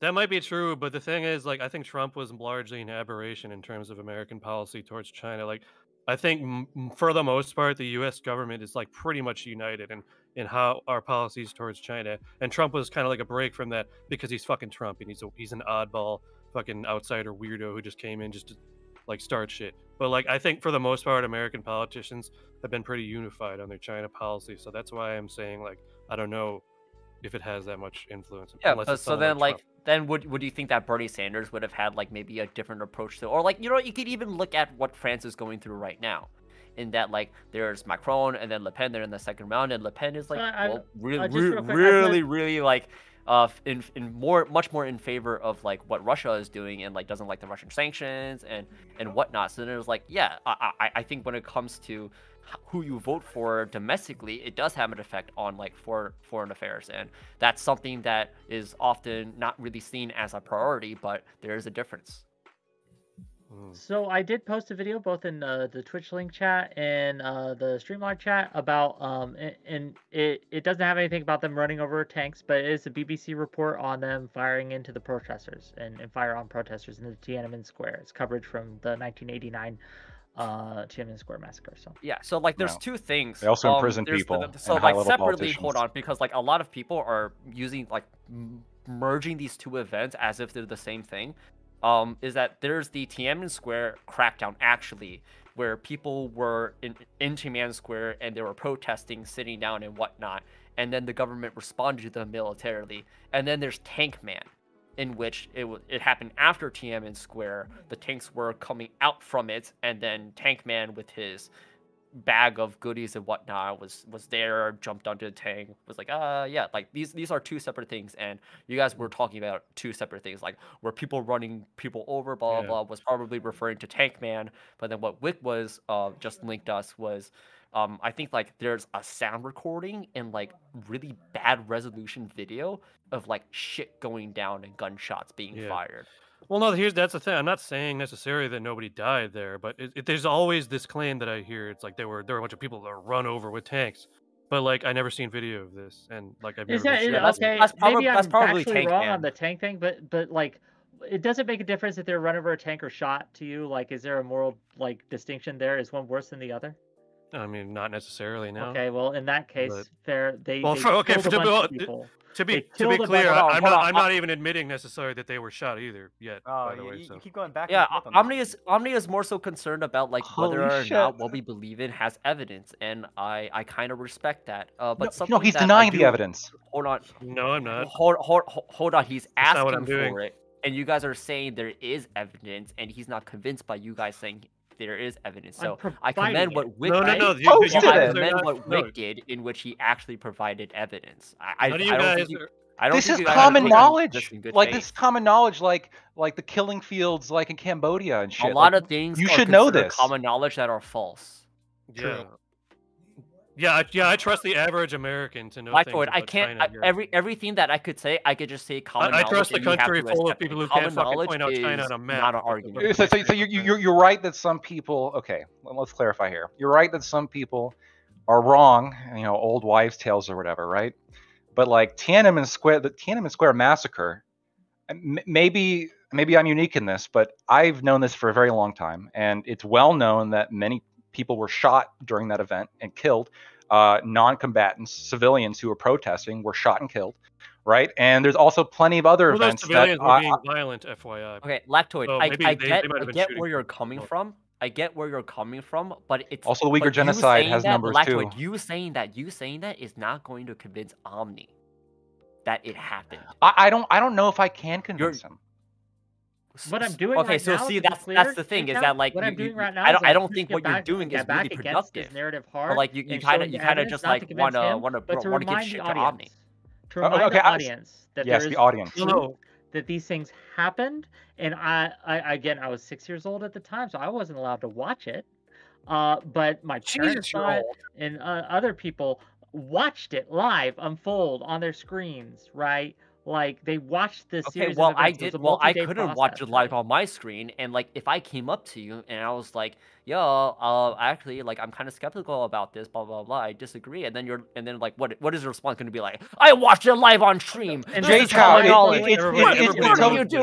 doing? How can you not know this? Ah, No, like, it's like, the totality. Yeah, not only is it linked in chat, but it's the totality here, right? I mean, I don't know you if you guys noticed, he's been finally linked in denying like chat, and several like that's things what that I was China's commending done. Wick By the, for. we're getting pretty far from the topic, by the way. I just want to like let that we're This not is talking true. about freaking China's COVID policy. We're way off of that. Tactical So We're talking about Well, the yeah, so other like horrible shit that I they have do. yet to be given a number that like would So- be would be the cost of relaxing these COVID policies for China in What's the comparison price of to freedom? the It's a numbers hard that question. like they are otherwise saving.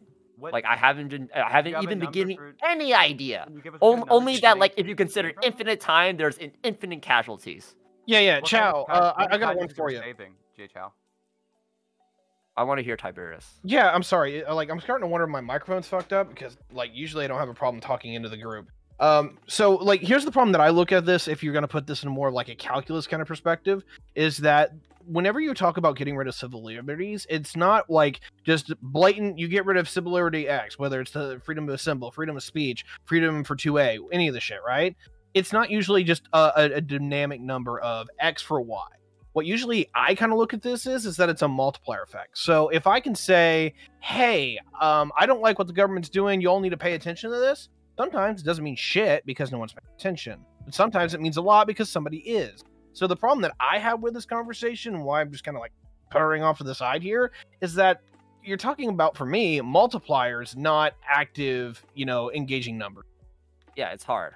Yeah. I know I'm demanding something that's very difficult. However, the claims that I've been hearing from other people is that number does exist, and that's what's informing them on their positions. I think I would be very much more comfortable if everybody here was kind of just took what Wick said, in that like we recognize that there are trade-offs, but also recognize that like other people have different philosophies on how to approach these trade-offs.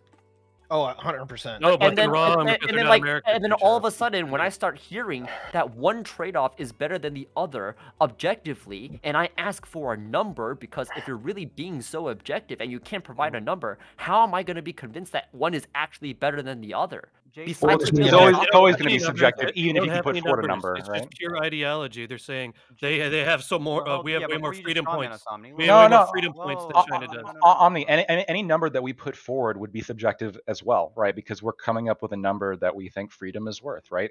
You're not even Well, but giving it a try, though. You don't even Okay, have so I Can guess you give us- before this panel, I didn't sit down and like prepare like a deaths table per freedom that I think people should have, right? So you Now- don't have a good argument. That's what you're saying. No, I don't have an exact. Okay, let's start. Nobody here is going to have an exact number for you. It would be a different discussion if this virus had like a 50% lethality rate and it was like Do you Ebola. think the reason for that maybe is that it's not objective, it's subjective completely? Any number you guys would give would also be subjective. We're not Chow. giving numbers. You guys are the Well, ones no, giving so you're numbers. demanding a number from us for like what number Because is you like the guys price of said freedom. so. Okay, well, Chow, you also have a number somewhere, right? What if it killed one person? Like, what if this virus killed one person? Do you think any COVID restrictions are like on nationwide COVID restrictions? But in comparison to the casualties of the restrictions. Yeah, no, yeah. Well, okay, so you're doing a pure life to life. So one person got died. One person got killed because of COVID. Yes, and that was because of lax COVID, and that was because of lax COVID policy. Right, because they didn't close down restaurants. So what is that being compared to? But see, the problem with your statement here is we don't have accurate numbers on how effective it has been. We don't know. It's not about. Hold on, it's not about the accuracy of the numbers, The whole Jay point of hypotheticals is to compare two paths that we otherwise could have taken, and make the choice of like which one should we have taken, and how that informs us on future policy. Jay, No. how many lives do you think this policy saved? I In didn't China, I claim mean? that this policy has saved any. So possibly Clearly a zero. lot. The Have you the seen the their possibly the only none. claim the only Possibly claim none. that that has ever you have a been made number? to that sort of in that area on this panel has been from Omni, suggesting that the lower COVID fatality numbers of China is due to their policies, and when comparing those policies and those results to other countries, then what they have been doing is a lot more effective in reducing Yep. fatalities. That's But the if you're, only if you're talking claim about that this has kind of specific been policy, made. obviously I cannot speak to that. But if you're talking about China's overall entire COVID policy, clearly it's been quite effective based on the numbers. So for this Again, one, I have no reliable data to show that.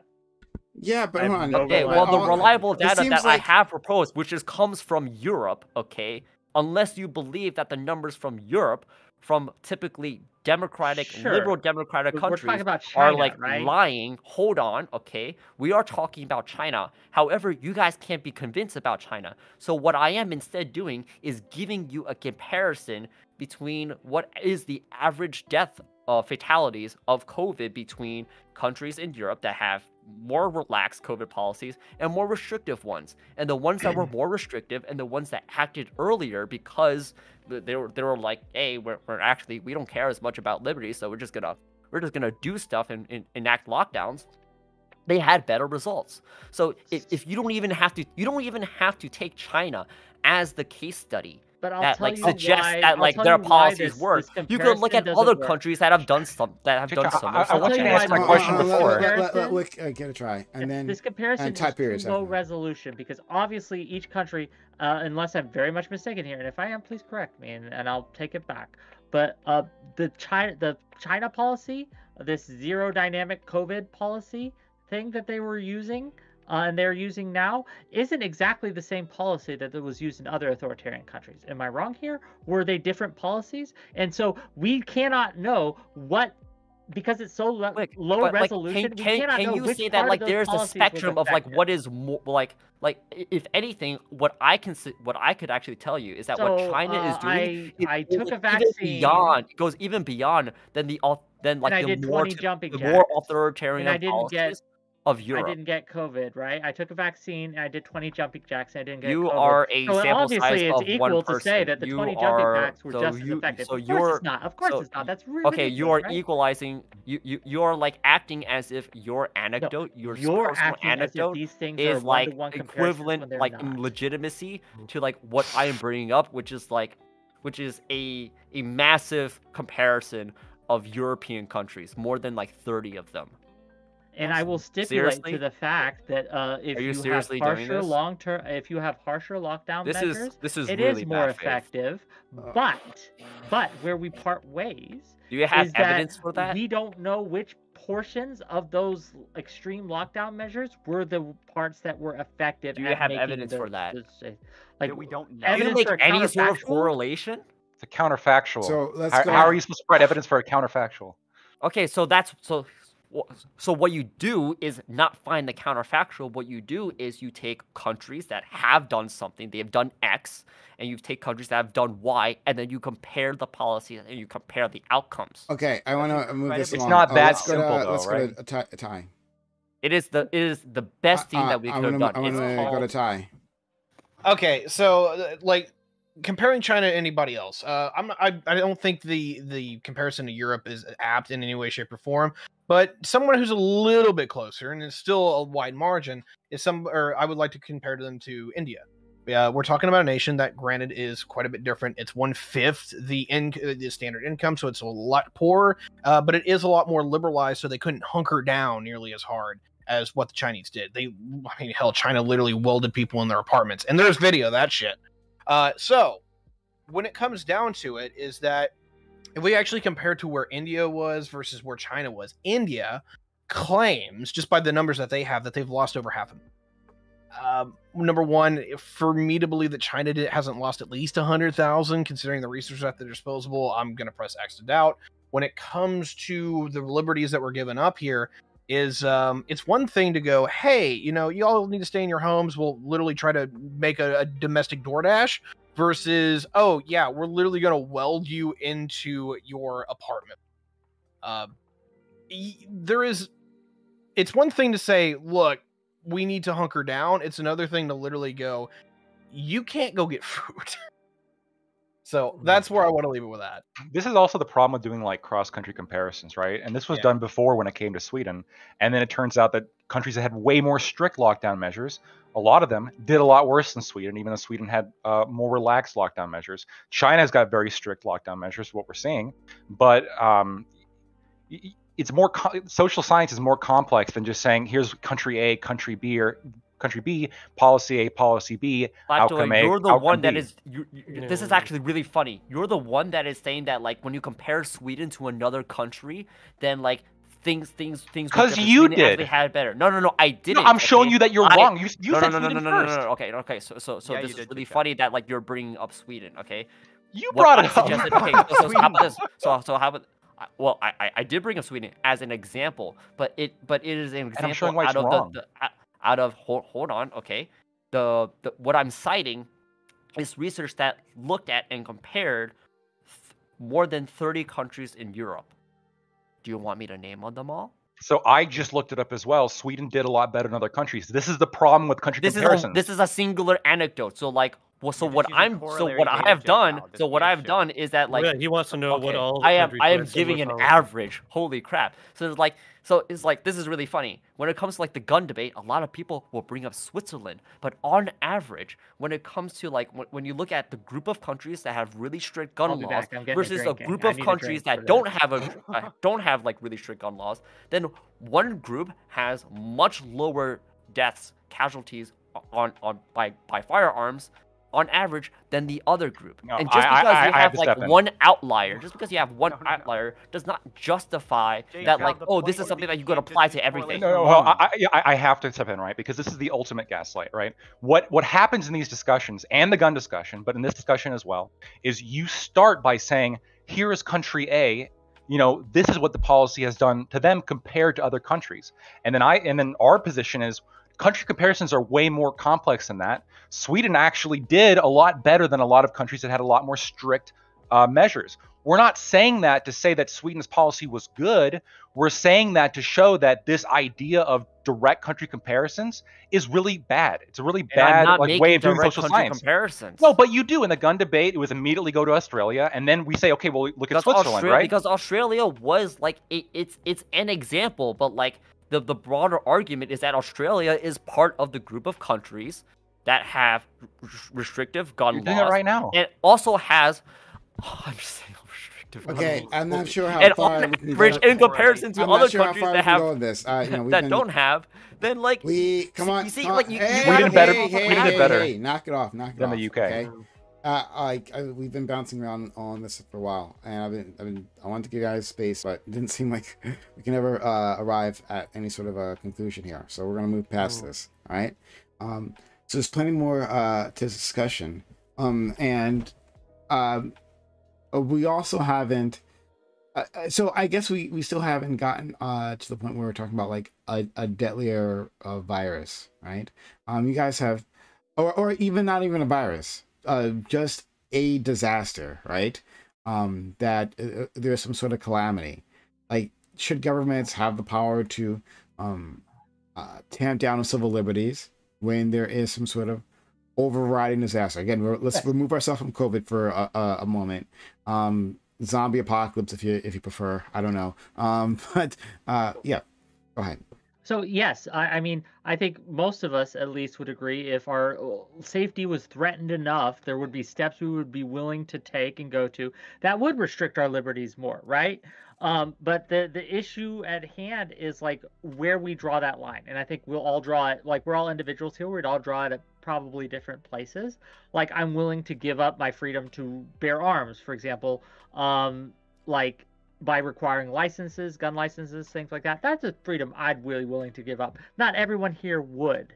And when we talk about like a disaster, like disease or famine or war or things like that, I think the state, the government, does have a duty to try to do the collective good as much as it can. What's at issue here is I do not think that the Chinese government is doing that. I think they're doing what's good for the government, not good for the people. issue, I Omni. think... Oh, go ahead, Omni. Yeah, And yeah, then I'll let you Sense. go after JChow, but or whoever. But yeah, like so this kind of connects. I was gonna say something in the last topic, but like so this sort of connects. But like what I was going to say before was um like it actually shit.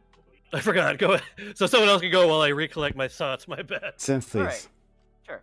So, what if the disaster is far more significant? I think is a really interesting question. If we know in advance, I'm sure there's some hypothetical disaster which is so significant, we'll be willing to give up a lot to stop that. And I think most people in the panel would agree.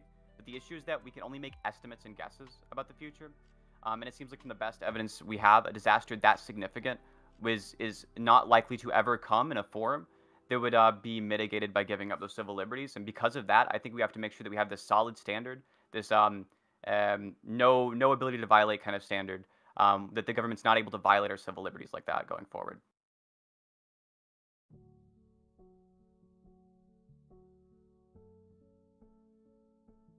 Prime, are you muted? Someone else? Prime, are you speaking? Yeah, I think I Prime am wants muted. to ask a question. Yeah. So it seems like, I can imagine that if we had some sort of like a big emergency, and we had a response that mirrored our COVID response, right? Like, so we're not talking about COVID, but a response that mirrored the efficacy of our COVID response. That like the only thing people will be saying is that this government is feckless. This government can't mount a defense, right? Look at the dead. Like, why haven't something else has been done, right? People would need safety, especially if it's something that they can more directly link to deaths, right? Diseases are a bit nebulous, especially when they're not dropping people in the streets, right? There was, do you remember earlier in the pandemic, people were saying that the numbers were lies, right? Like the results on hospitals, the strain on hospitals was a lie, and they would say like, oh, I took a look outside, I didn't see like, you know, like people just like sitting out in the parking lot, you know, like begging for services, like it must have been a lie. And then you go inside, right, and in the lobby I don't see people like strewn about, so it must be a lie. But if you go past the lobby, right, go into the wards, then yeah, people were stacked up, like they were making extra beds. They had to like cut down on services in other areas, right? 4 more beds, clear out departments, 4 more beds, right? Because the disaster was costing us lives and, you know, the damage our infrastructure, but it was a bit removed from everyone else, right? If you didn't have someone who was dying from it, it's fine. But if you can see a zombie gnawing on your mother, right? You're like, oh, that's a 1-to-1 thing, right? Zombie, right? That equals dead people, right? I see think it. my Oh, mom more would kick dead his people. ass, Excuse me. personally, But yeah, She's a tough woman. so and I think that has an effect. I think that has an effect on the psychology of individuals and how they want to respond. Even if the zombie outbreak somehow like matched the number of people dead from COVID, right? The level of emergency would be different, right? Another small example of this, then I'll be done because I don't want to rant too much. But like the United States is like losing territory in terms of our shorelines, right? Because of how we have dredged up our shorelines for like canals and stuff, we're losing like a certain amount of like mileage, like miles per year or per day. I forget what it was, right? But just a certain amount of the U.S. is just disappearing, right? People compared that. Well, what if it was an invading nation taking over territory at the same rate? We'd do something about it. We'd care. Declare war on the ocean. We declare war on but I mean, like in terms of like our environmental response, right? Like we have different primacy for these things, right? Yeah. So if we had something that had more primacy, do you think that these things would make more sense? But that can Well, also I don't know, lead- but like 1 million deaths almost. That's pretty important. And But I agree. right, like I agree. don't know, like No, yeah, I but already that agree with you. can Just real quick, that can Like also in the lead United to States, bad we had like decision what? outcomes. We had Like, look at days in 9/11, which right? I'll let Wick finish and then you Yeah, can respond. look at 9/11, right? Like we had 3,000 dead in the Twin Towers, and then if you ask the average person what they're willing to do, Middle East wouldn't exist anymore, right? Like, so we have to realize that while people don't always make it's always important to give people a choice. Some things should probably be taken out of the hands of the mass of the masses, right? So when it comes to responses to things like COVID, for example, let the experts make the decision. Now, the experts got it wrong in a lot of cases, but it wasn't necessarily their fault. This was a new situation for a lot of them. It was a novel experience, if you will, not for humanity as a whole. We've been through outbreaks of deadly plagues before, but in modern society, like there was legitimate questions like how should we handle this? We did not know. And now that we've seen these responses, now that we have some data, now that we can see and look at it in a more high resolution kind of lens of how what works, what doesn't, and things like that, then I do think that the experts, and I would hope most of us would think that the experts should be in charge of making these decisions. Now, I don't know that that's necessarily true because look at the epistemological crisis we're in this nation, right? But I think the best practice would be for those who with the most data to make these types of decisions. Yeah. So I remembered finally what I was going to say before. So yeah, can I just go ahead? On that. So yeah, like I was gonna say before, like I mean, I'm not like particularly like a fan of authoritarianism like a personal level or anything like that. I mean, I do like my freaking freedom of speech and everything, but like I think I think most of us probably even on here would agree that like there are absolutely certain situations that might call for some authoritarian measures, right? And I think that a global pandemic, which has killed millions of people worldwide, is one of those situations. Like, does anybody disagree with that? Like, It requires authoritarian measures? yes. I don't think it requires any civil liberties violations. I think that there are measures we need to take now that are special and significant, right? And Really? So you think that like more quarantining? government? Wait, just a second. I'll finish my sentence, and you can attack the Yeah, actual alright, position yeah. I hold. In the case of the measures we should take, I do think there are aspects like quarantining, right? And aspects that are like more government action. I don't think any of these require a civil liberties violation. Really? So forcibly quarantining people doesn't require that? Not In necessarily. your mind? People were How is that? were Really? protesting against that because they thought it was violating their civil Yeah, liberties. people do it. People Yeah. protesting against it because they think it violates their civil liberties is not the same as it violating their civil liberties. There's a difference. Yeah, but People like can be what wrong civil about things. liberties we actually hold are subjective What to what we constitutional believe. violation do you think that was? Okay, so when it comes to liberties, it doesn't have to be Freedom of like movement. given out by the Constitution. People could What believe civil liberties something. violation do you So think it hold was? on. This is really weird. So then, like, now you're objectively saying Arguably that, freedom like, of hold speech, on. So like, when it comes Freedom to of so like, speech? hold on, guys, relax, okay? Please, Jay So Chow. there are civil liberties that we believe that should apply to China. However, the argument is that like even if they don't want it, then we should still like advocate them for it. But then all of a sudden, when people in the United States want more civil liberties that are granted by the government, then we're like, okay, well, actually, your liberties aren't being violated. What's up with that? So I'm asking you, what civil liberties violated? I mean, freedom of movement. Freedom of movement was.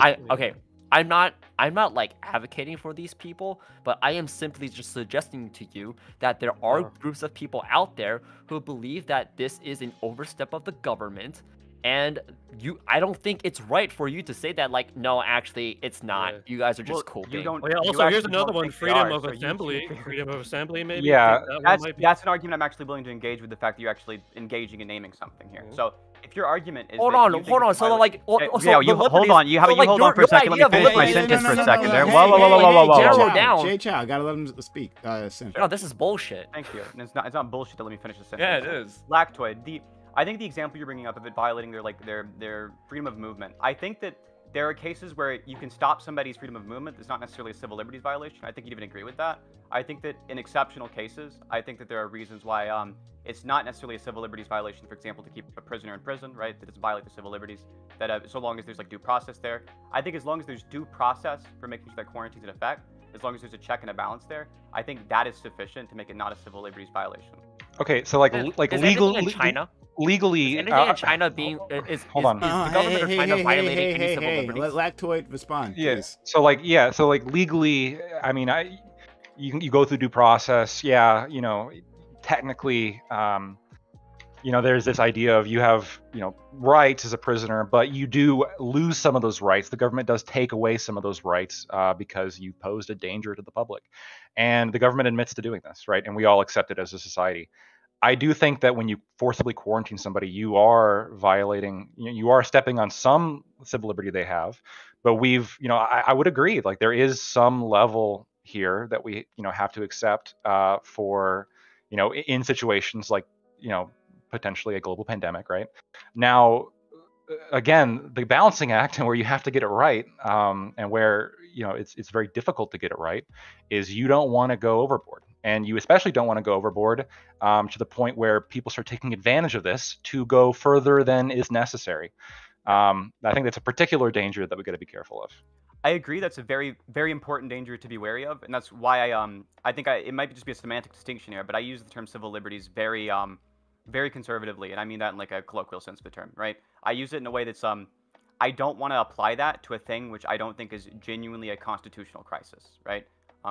And that's the issue I'd have. The problem is if you define it that way, then you're sort of defining yourself out of any of the problems that come with removing civil liberties, right?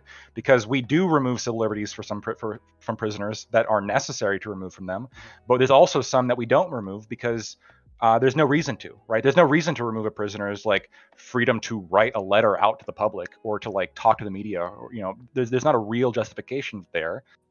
In the same way, there is a justification to not let them leave because they murdered somebody. Even if there's a reason there, right? Even if there's a reason to like prevent a civil liberties or to prevent them from using a civil liberty, it's not always the case that we should actually do that. It's not always the case the reason's sufficient, right? I think I agree with that. Yeah. Oh, for sure, right? Yeah. Like there's plenty of diseases right now, like common cold, mononucleosis, right? That are endemic in our society, but don't pose a threat large enough that we shut down society and that we have these, massive reactions. In the same way, if we had the bubonic plague where, it's going to kill a third of us, maybe we would look at like, how do we not have that happen, right? I mean, I don't think as COVID's dangerous, like I started off by saying, I don't think especially the solutions that are being proposed and utilized in China, and a lot of the restrictions that were happening in America, I don't think that they are there was a sufficient enough threat to justify them. So let me ask you a quick question then, Lactoid. So having said that, do you think that like America should have maybe, as you would put it, restricted more people's civil liberties to prevent us getting towards 1 million deaths? Do you think it would have been? Do you think it would have been justified, basically? No, I mean I don't think the number of deaths, especially when you factor in the age of the people who died and the other comorbidities that they had, the vast majority of the time, I don't think that the wait, hold up, wait. So you're saying it's as long as you're old and disabled, then it's okay that if you die because of a disease? I don't understand what I'm not saying. No, I'm not saying that. I'm not saying it's okay that you die. I'm just saying that I don't think the virus. I think you have to look at this more closely. I don't think the virus poses enough of a threat to society and the public and it does pose a threat for sure, but I don't think it poses enough of a threat to justify the kinds of authoritarianism that we're seeing in China. And I don't even think it justified some of the things that we saw in America. I want to get in on this for a second, please. I'm gonna die.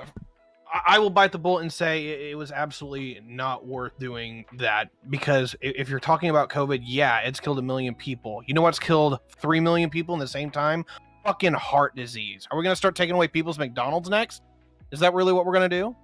Like, this is ridiculous. Anyway, when it comes down to this, when it comes to the ethical considerations here, most disasters, and diseases are weird because they're particularly restrictive of freedom of movement, is that almost always you have to have a conversation about freedom of speech.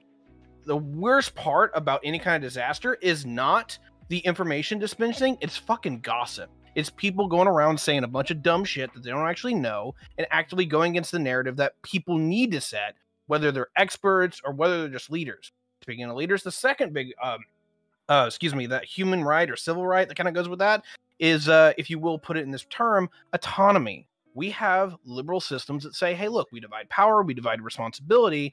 But when it comes to actively making decisions and going, hey, this person is going to tell us what we're all going to fucking do so we're all on the same page, our system is innately designed not to do that.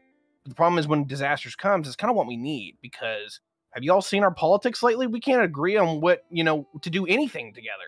So yeah, these are the rights that usually will go away. And of course, when it comes to diseases, they're an extra because they actually are incredibly dominated by whenever we move around, when we physically interact. So assembly, freedom of movement, you literally can get it to freedom of speech just in the fact that you can't go to the actual town hall.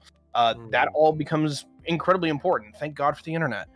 So at what point do we actually get rid of those, which is more to the ethical conversation of where we're at? For me, I'm kind of a little on the authoritarian side on this one when it comes to freedom of speech. I think the average person, more often than not, needs to be told to shut the hell up whenever shit gets real. Because quite honestly, the average person has done a demonstrable job, not only during COVID, but for the last couple of disasters that we've had. They don't know shit, and they actually make things worse. What kind of ways would you restrict the freedom of speech? The problem is right now is that it's really hard to, but if I was going to put it in a legal precedent, you have to give me a second here, because we haven't really had to do this since World War II. And like, to be honest, to put this into like a legal framework to go, this is what we're going to do and how we're going to do it. The internet changed a lot, and so you'll have to give me a minute to think about that. Do you think we should have done it with the Spanish flu, maybe, as an example? The problem with the Spanish flu is that, to a large degree, God, that's an interesting question. Well, with the Spanish flu, a lot of the transmission was done by troops returning home and things like that, and a lot of the military coming home and things like that spread it around. So it's really hard to know what should have been done. When it comes to the broader question at hand, I think that I can't give you an exact amount of catastrophe that would need to occur where I would be okay with violating people's rights. But I do not think that for most of them, COVID was it. I think that the restrictions on lockdowns in America were actually relatively tame. I was for most of them, right? Mask mandates, relatively tame. But when we look at places like China, I would be 100% opposed to anything like that here, unless the disease was far more infectious and far more deadly than it is today. Wait, I can't give you an exact. Hold on. Okay, no. I need to address this. Okay, Tiberius' point on like the McDonald's. Come on, Prime. Wait. First of all, I don't understand why you can't give me an exact number of catastrophe units that you would need until it's bad enough. But 3 zombies, three zombies per capita. Okay, fair enough. All right, there we go. That's bad enough. That is a lot of zombies. But that is actually a shitload of zombies. Per person, goddamn. I would have way less zombies. If we had, this is the question I was posing before, and it hadn't, I don't think it's been grappled with, but like, if we had gunmen roaming around, and in fact, actually, it's not too far from reality. If we had gunmen roaming around killing individuals, right, for some coherent reason, right, and over that same span of year, we had 1 million people die, right? That's the emergency. There's no disease. 1 million people die from that. Do you not think that the government should take extreme responsibility? Whether it would, I don't know what. Go ahead. Okay, so yes, the government should obviously respond to that, but the question I think is more hard to answer when you say, what of my liberties and the individual liberties of the people who are not perpetrating the crime, what of liberties are they willing, or should the government step in and take away? Like, should they have us all lock up in our homes to prevent us from being killed by random bands of savage gunmen that are going around shooting people? I don't think so. No, I think that the response should not be to violate people's civil liberties here. When we talk about things like disease, it's much harder because it's not bands of roaming gunmen, obviously, and it's people just living their day-to-day lives that transmit this disease and things like that. So again, It's hard to answer because I'm not an expert in this field, but I do trust the experts, at least so far as when they China now experts say that they should lock them down.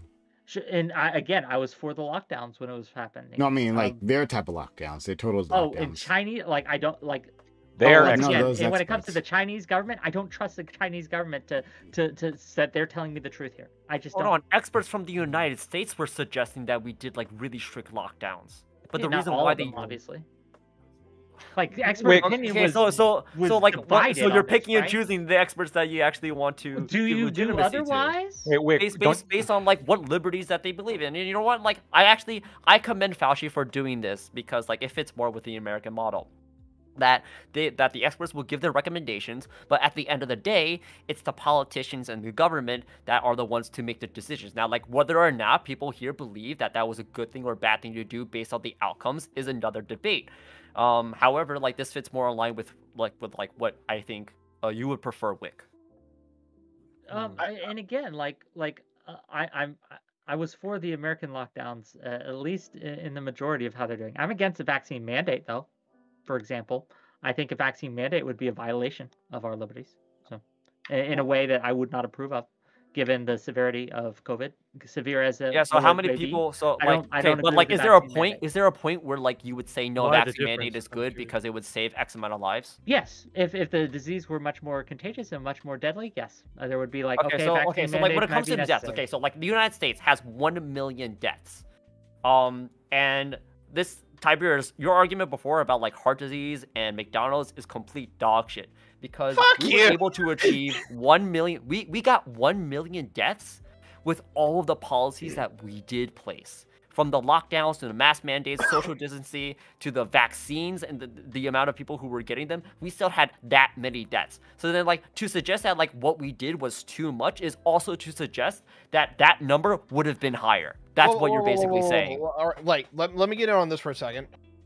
So what we did, how much of what we did was actually government mandated? Because that's the primary violator of civil liberties. Like a lot of people self-quarantine, a lot of jobs open and said, look, we're not hiring you or we will fire you if you do not have your vaccine or if you will, that you don't actually use your protective So measures. instead, it's Right. ourselves, it's our family, as well as our Uh, companies being authoritarian. Okay, continue on. Tiberius, please. Yes. Yeah, so all I'm getting at is that how much of this, because I think this is a massive distinction here, is how much of this was, how much did the government openly prevent these deaths versus society actually, if you will, in this So term. it's okay for society to be authoritarian, but not the government? We do it all the time, dude. Have you seen, like... Yeah, exactly. So then, like, We're on so then, like, what Twitch. is this point of like, oh, when it comes to the government, it's all of a sudden like really bad, but when it comes to like our companies doing it, then like, okay, you know, let's see how Yeah, it be. Okay. I love it when Oh. companies violate my my civil liberties. It's great.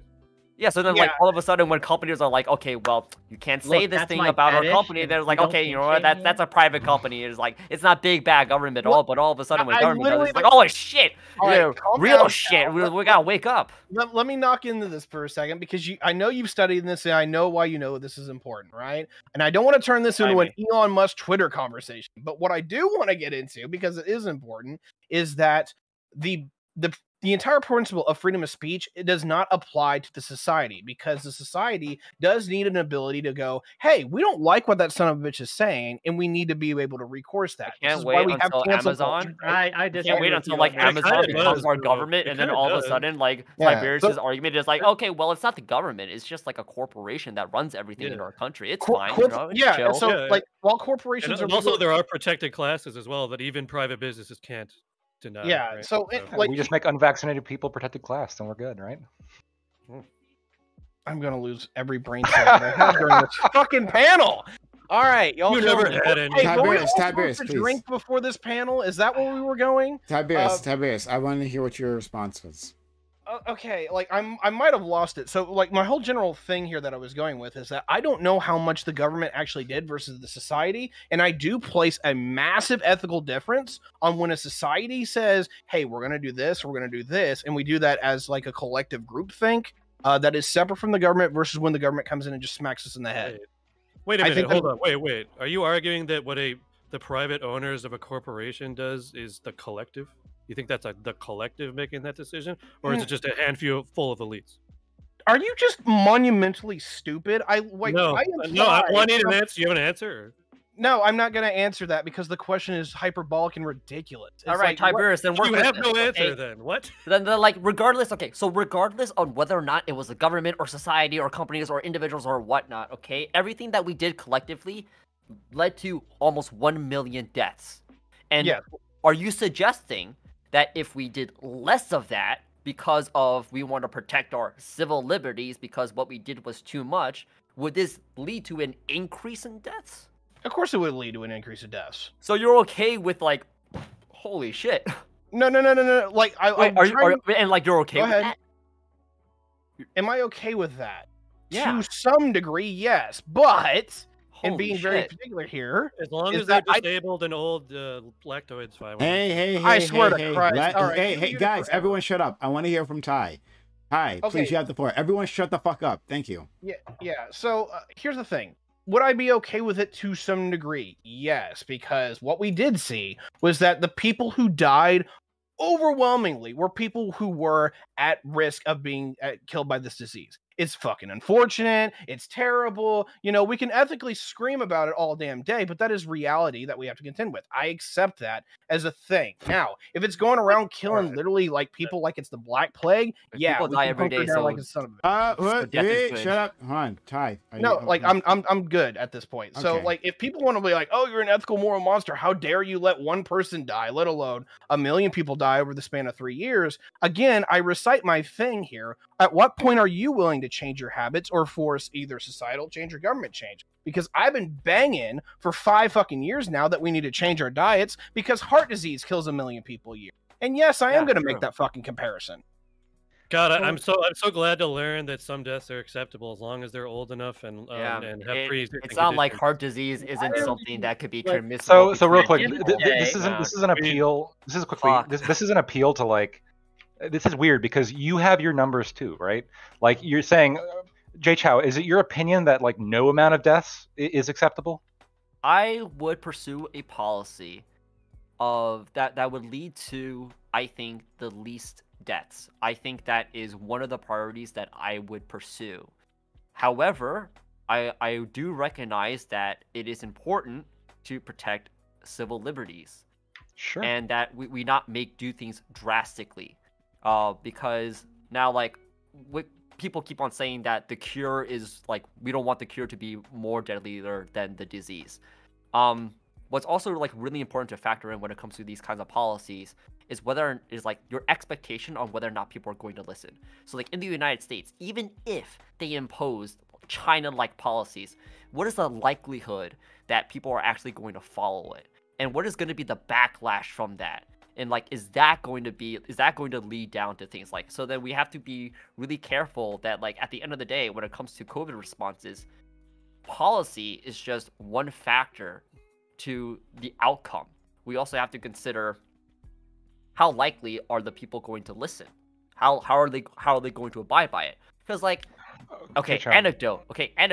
You could Iran is like pretty authoritarian, but it had pretty bad COVID outcomes, despite like the claims that like, and this is true, that like more authoritarian regimes had better COVID outcomes. And the reason why is because, well, most of the people there do not trust the government. They're very skeptical about it. They didn't follow the regulations and whatnot. So like that's a different factor that we also have to consider. I wonder if one of those reasons is also that we've been sanctioning for years, so they don't have access to like the proper resources. Hold on, I want to get on the topic though, because I feel like you didn't answer the question, Jay Chow. So the reason I asked, like, is there no amount of deaths, is because, you know, you were incredulous at Tiberius. It's impossible to achieve no amount of deaths. Okay, you were incredulous at, you know, you were, you didn't seem to understand when Tiberius talked about how, like, yeah, to some extent, you know, there are some deaths that are acceptable, that like people die when we have certain policies and we have certain freedoms, right? Of course, we all believe this to some extent. Right. That's just that's the heart of what he was trying to get. What he was trying to get at. Like, you know, we can't like remove freedoms. You know, 20,000 people die of the flu on some year, right? Now, like you could say, like, oh, that's 20,000 or whatever. We can absolutely temporarily remove freedoms, and that's the point of emergency powers. Yes, I would say.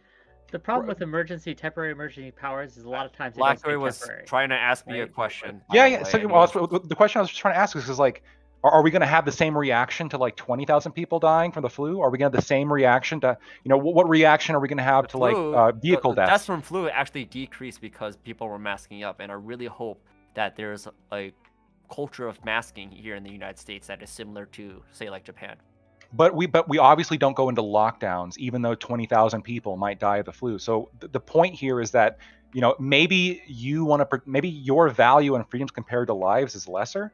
But all Tiberius is saying is that we all have this valuation, and it's No, not, when it comes and to the it's flu, not, it's not this isn't a- crazy. this isn't a Hold disease hold on, hold that on. is, like, Let him stopping finish. the economy. Jay Let me finish. Jay Let me let him finish. finish, then you can respond. You finish real quick. It's not a question of like, it's not crazy to say, yeah, some amount of lives are going to be lost to have this freedom, to be able to engage in an open society. Yeah, as long as they're People will die. disabled and old. Yeah.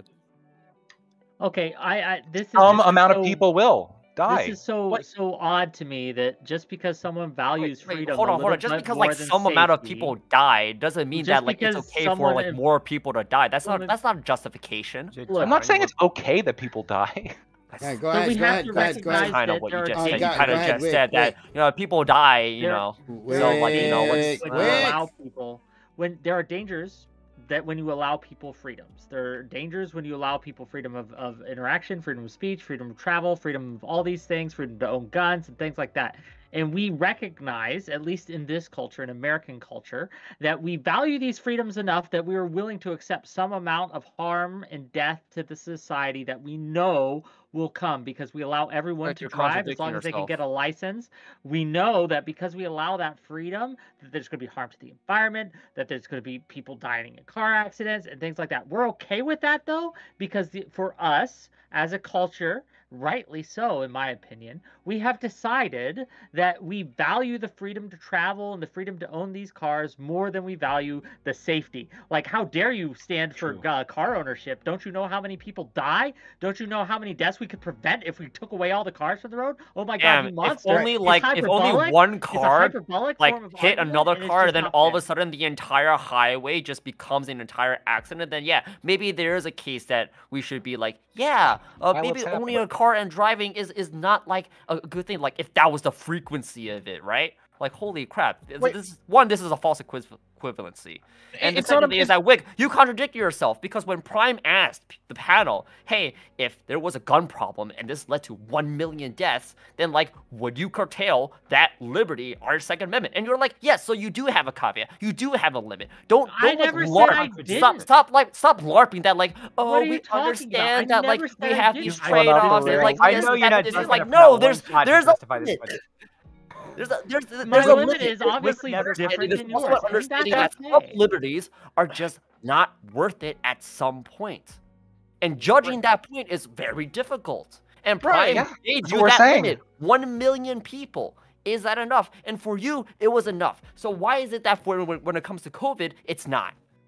Did you hear my answer though? I said that I would be okay with the government reacting to restrict those people who are causing the gun violence, but then I caveated and said, but I don't know what actions I would feel comfortable the government to take to restrain the potential victims, such as locking them down or things like that. I said I did not know the answer to that. So again, like I said, So how would you know what is finish before appropriate you for go the off. government to Let do me when it finish comes to before you COVID? go off.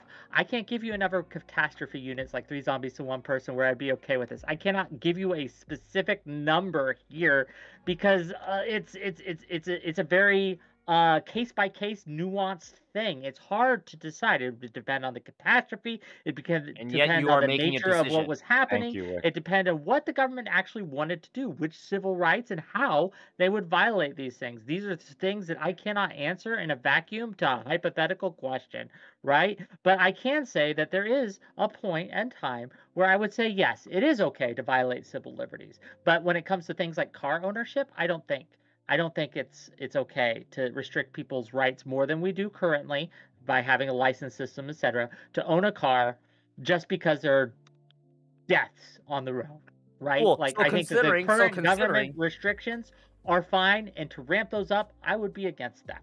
So considering in China, its population as well as its population density, of a number of its cities and the number of travel that occurs within that population, as well as the very low effectiveness of the vaccine, then is it justified for China to, in the sake of protecting life, is it justified for it to pursue its current COVID-19 policies? No, because again, 2 reasons. And you I do didn't not agree think either, it's going to be Joe. effective No, in no, the no. long term. Good thing they don't give a People shit are. what Wick thinks. Oh my god! Hey, Jay Chow, you That is disagreed with crazy. their policy at the beginning of this discussion. You disagreed with China doing this. Why did you change your position?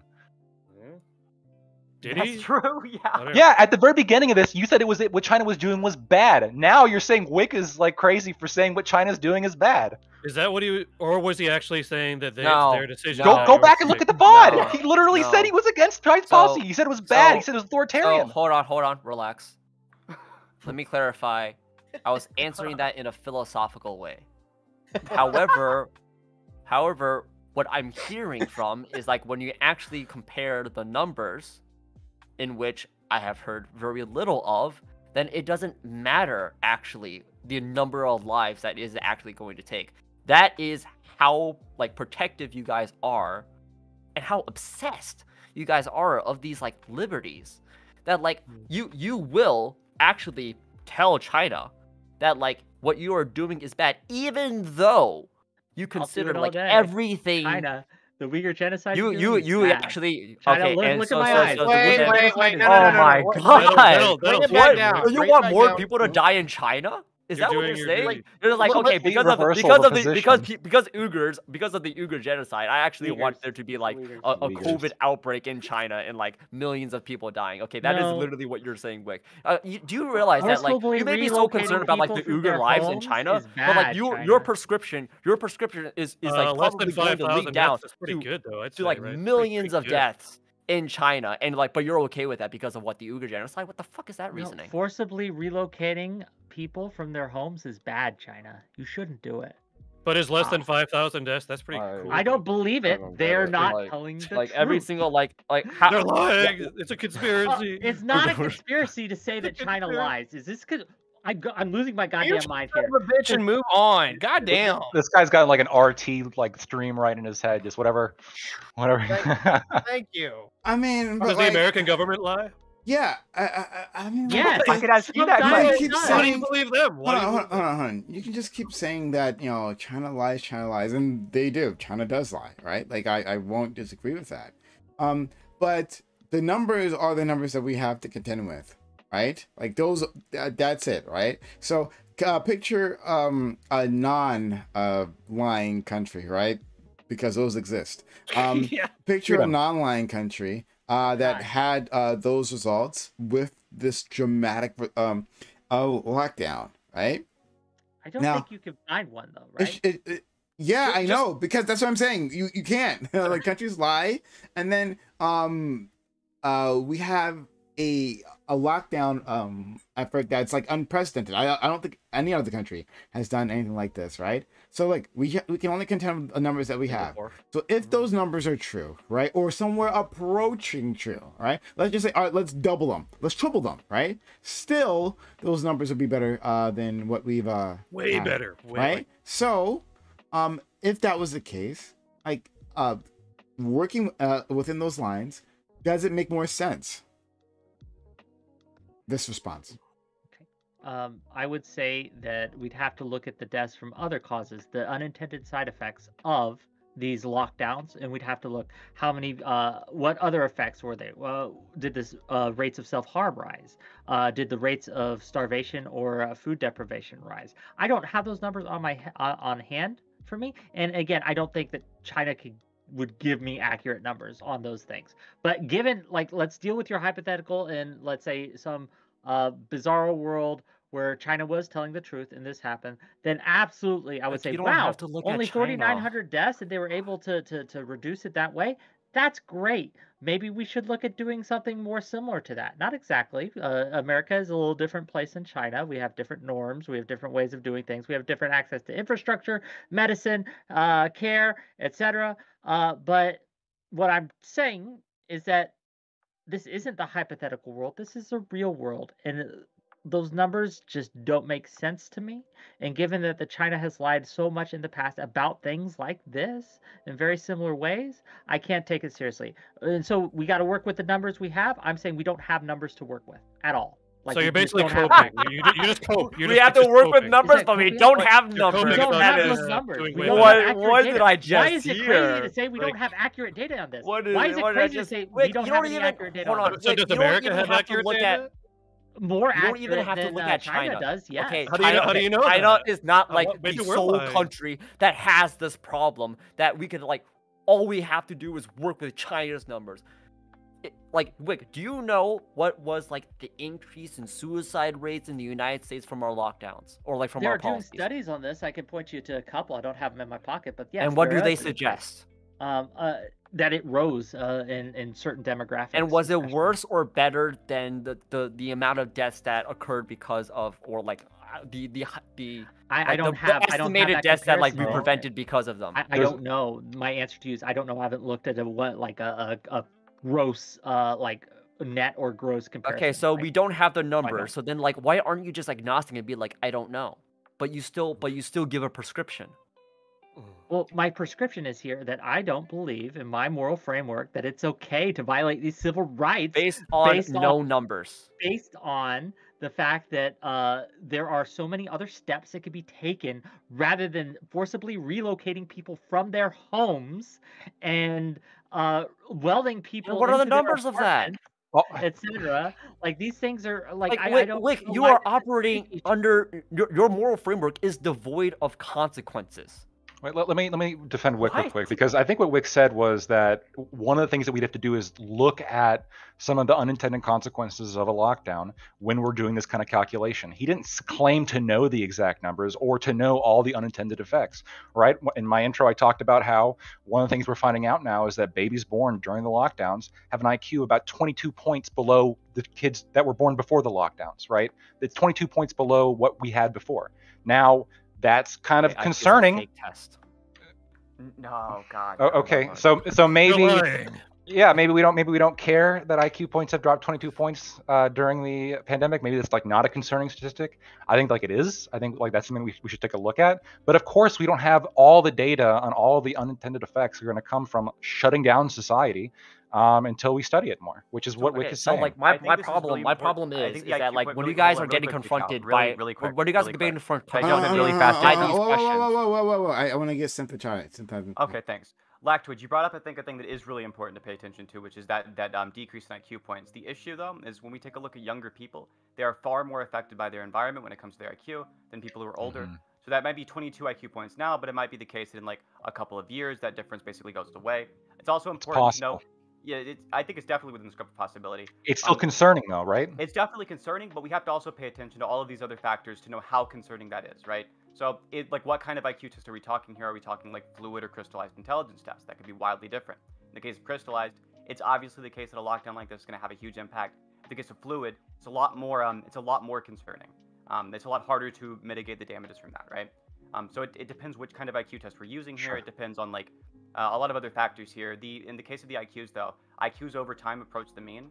So that 22 is probably going to be a lot closer to like maybe like a 1 or a 2 point difference in like 5 years or so. Well, it depends though. It depends what kind of environmental factors you're talking about, right? Sure, yeah. And so we just don't know what effect this is going to have down the line, right? And I think we should keep an eye on it. I'm not saying it's 22 points now. It looks horrible, right? I agree with you that could be that could kind of come closer to the mean as time goes on. But this is just one example of like a pretty dramatic effect that lockdowns have had on our population. And if that number doesn't get closer to the mean as time goes on, that's going to be even more concerning. But it seems like the strongest evidence we have about how IQ currently works, it seems like it's more likely than not that's going to be way, way closer to the mean. I hope you're right. Okay. I don't have any data on this IQ stuff. So that's a Lactoid point, not a me point. But we do have data on things like mental health issues, self-harm, things like that. We do have data on that. I don't have it in my pocket here. But when we talk about like what lockdowns, I was largely for the lockdowns and things like that in America. But when you look at China, I am not okay with that level of lockdown. There's a difference here. Not all lockdowns are created equal. And while the Chinese lockdowns may have been more effective, I do not think that is worth the sacrifice of the various freedoms that we have here in America. I would not want to go to China to live there during a COVID outbreak. I would Okay, rather this is live in really America, interesting. If even though China it's more didn't do the risky. COVID lockdowns that they are doing, would this mean they have more freedoms? Yes. What? Yeah. Except for the yeah, people, they- except for the they- people No. that die, of course. No, They that's- don't really have much freedom. Look, look, the No, freedom. they would still be living When you get under killed by China. COVID, your Well, freedom they'd is be kinda living on screwed the over. streets under China. Look, the freedom of the Chinese people is being restricted right now. They're being forcibly that doesn't normally happen in China, but it's happening now that they're being forcibly evicted and relocated from their homes to make again, according to the article. That's not good, gang. Like, I don't understand how this is a controversial. Well, okay, so point. It according We to all the wasn't agreed it article- was bad when we It came in wasn't here. at the beginning. At the beginning, everyone was all on board. Like, this is bad, but now it's not. I don't. Yeah. What changed? Well, also What- according where according was to the article, it's only like this one apartment complex in Shanghai. It's not like this is everywhere in China. They're like locking people in their homes. Like, it's just this one apartment complex, or maybe a series of complexes where they're doing this. So it's not like, again, it's not like some universal Chinese COVID policy here. Yeah, I think it's also really crazy how, like, when it comes to America, and like Prime gave this hypothetical that, like, hey, are there actually cases in which we will like make emergency measures and will actually hamper down civil liberties? And like most people here were like, yes, it is worth it. I mean, like even you, Wick. But certain then like cases, yes. when China when China does it, and like I think they do have a strong case for why they are doing it. I don't morally agree with it. I don't. But like given in that, like, well, as I said before, a high population density, their vaccine is really bad. They do not have natural immunity because of their previous policies. That like an outbreak for them could be really, really devastating. Yeah, their healthcare infrastructure isn't as good as ours too, so can't take as much. That's another one. So again, like Tiberius wants to speak, so yeah, he can. Wait, no. speak, but- I'm you holding want me this to against answer your question? you're okay with the United States for us to like Mhm. enact these emergency measures that could like threaten our civil liberties. Yes, in But- hypothetical scenarios Okay, that don't okay, exist, I but then would. then when China has a really good case as to I why don't agree with you that they don't have a good agree with that. case. What is This this is where the double disconnect is standard? coming Chow, no, it's not a double What is standard. this You don't double agree either. standard? You're just Chow, not you don't agree listening to either. You him. think morally you disagree with it as well. So it's not a double standard. Okay, You so there's- agree. So I said morally, but what about practically? Morals and And practicality I'm pinning No, they're pinning you guys They're on. the I'm same pinning you thing. guys Yeah, out on so- it. But like even practically, In you this guys are like, question, they no, are. you're Sen- fuck sen- practic- sen- fuck practicality. Question is Okay, the question of Sen- morality. I'm gonna virtue signal. What? I'll signal that I'm in charge. Synth, please. Sure, yeah. The morals and the practicality are absolutely intertwined. They're not the kind of things you can separate. When we talk about what works to save human lives, it is a moral question. You can't divorce those two things, Jay. Okay, so what I'm getting from And this, Ty. I'm sorry. Then I'm just I can't hear him, and I've got him boosted like to max. You can't hear Omni? I can't hear synth. Oh, This is true. Yeah, I was just asking if anyone else was having the same problem. can- I've got I him can boosted. hear so him. I can hear him. no, I can hear him. Yeah. So anyway, the one thing that I want to get on here is that I'm going to outline this in the way that I think was more towards the analogy that Prime gave. And if I got you wrong here, Prime, then we can address this. So we're going to trade America's numbers for China's numbers, right? So about 5,000 dead, right? What policies am I okay with doing to get 5,000 dead versus 1 million?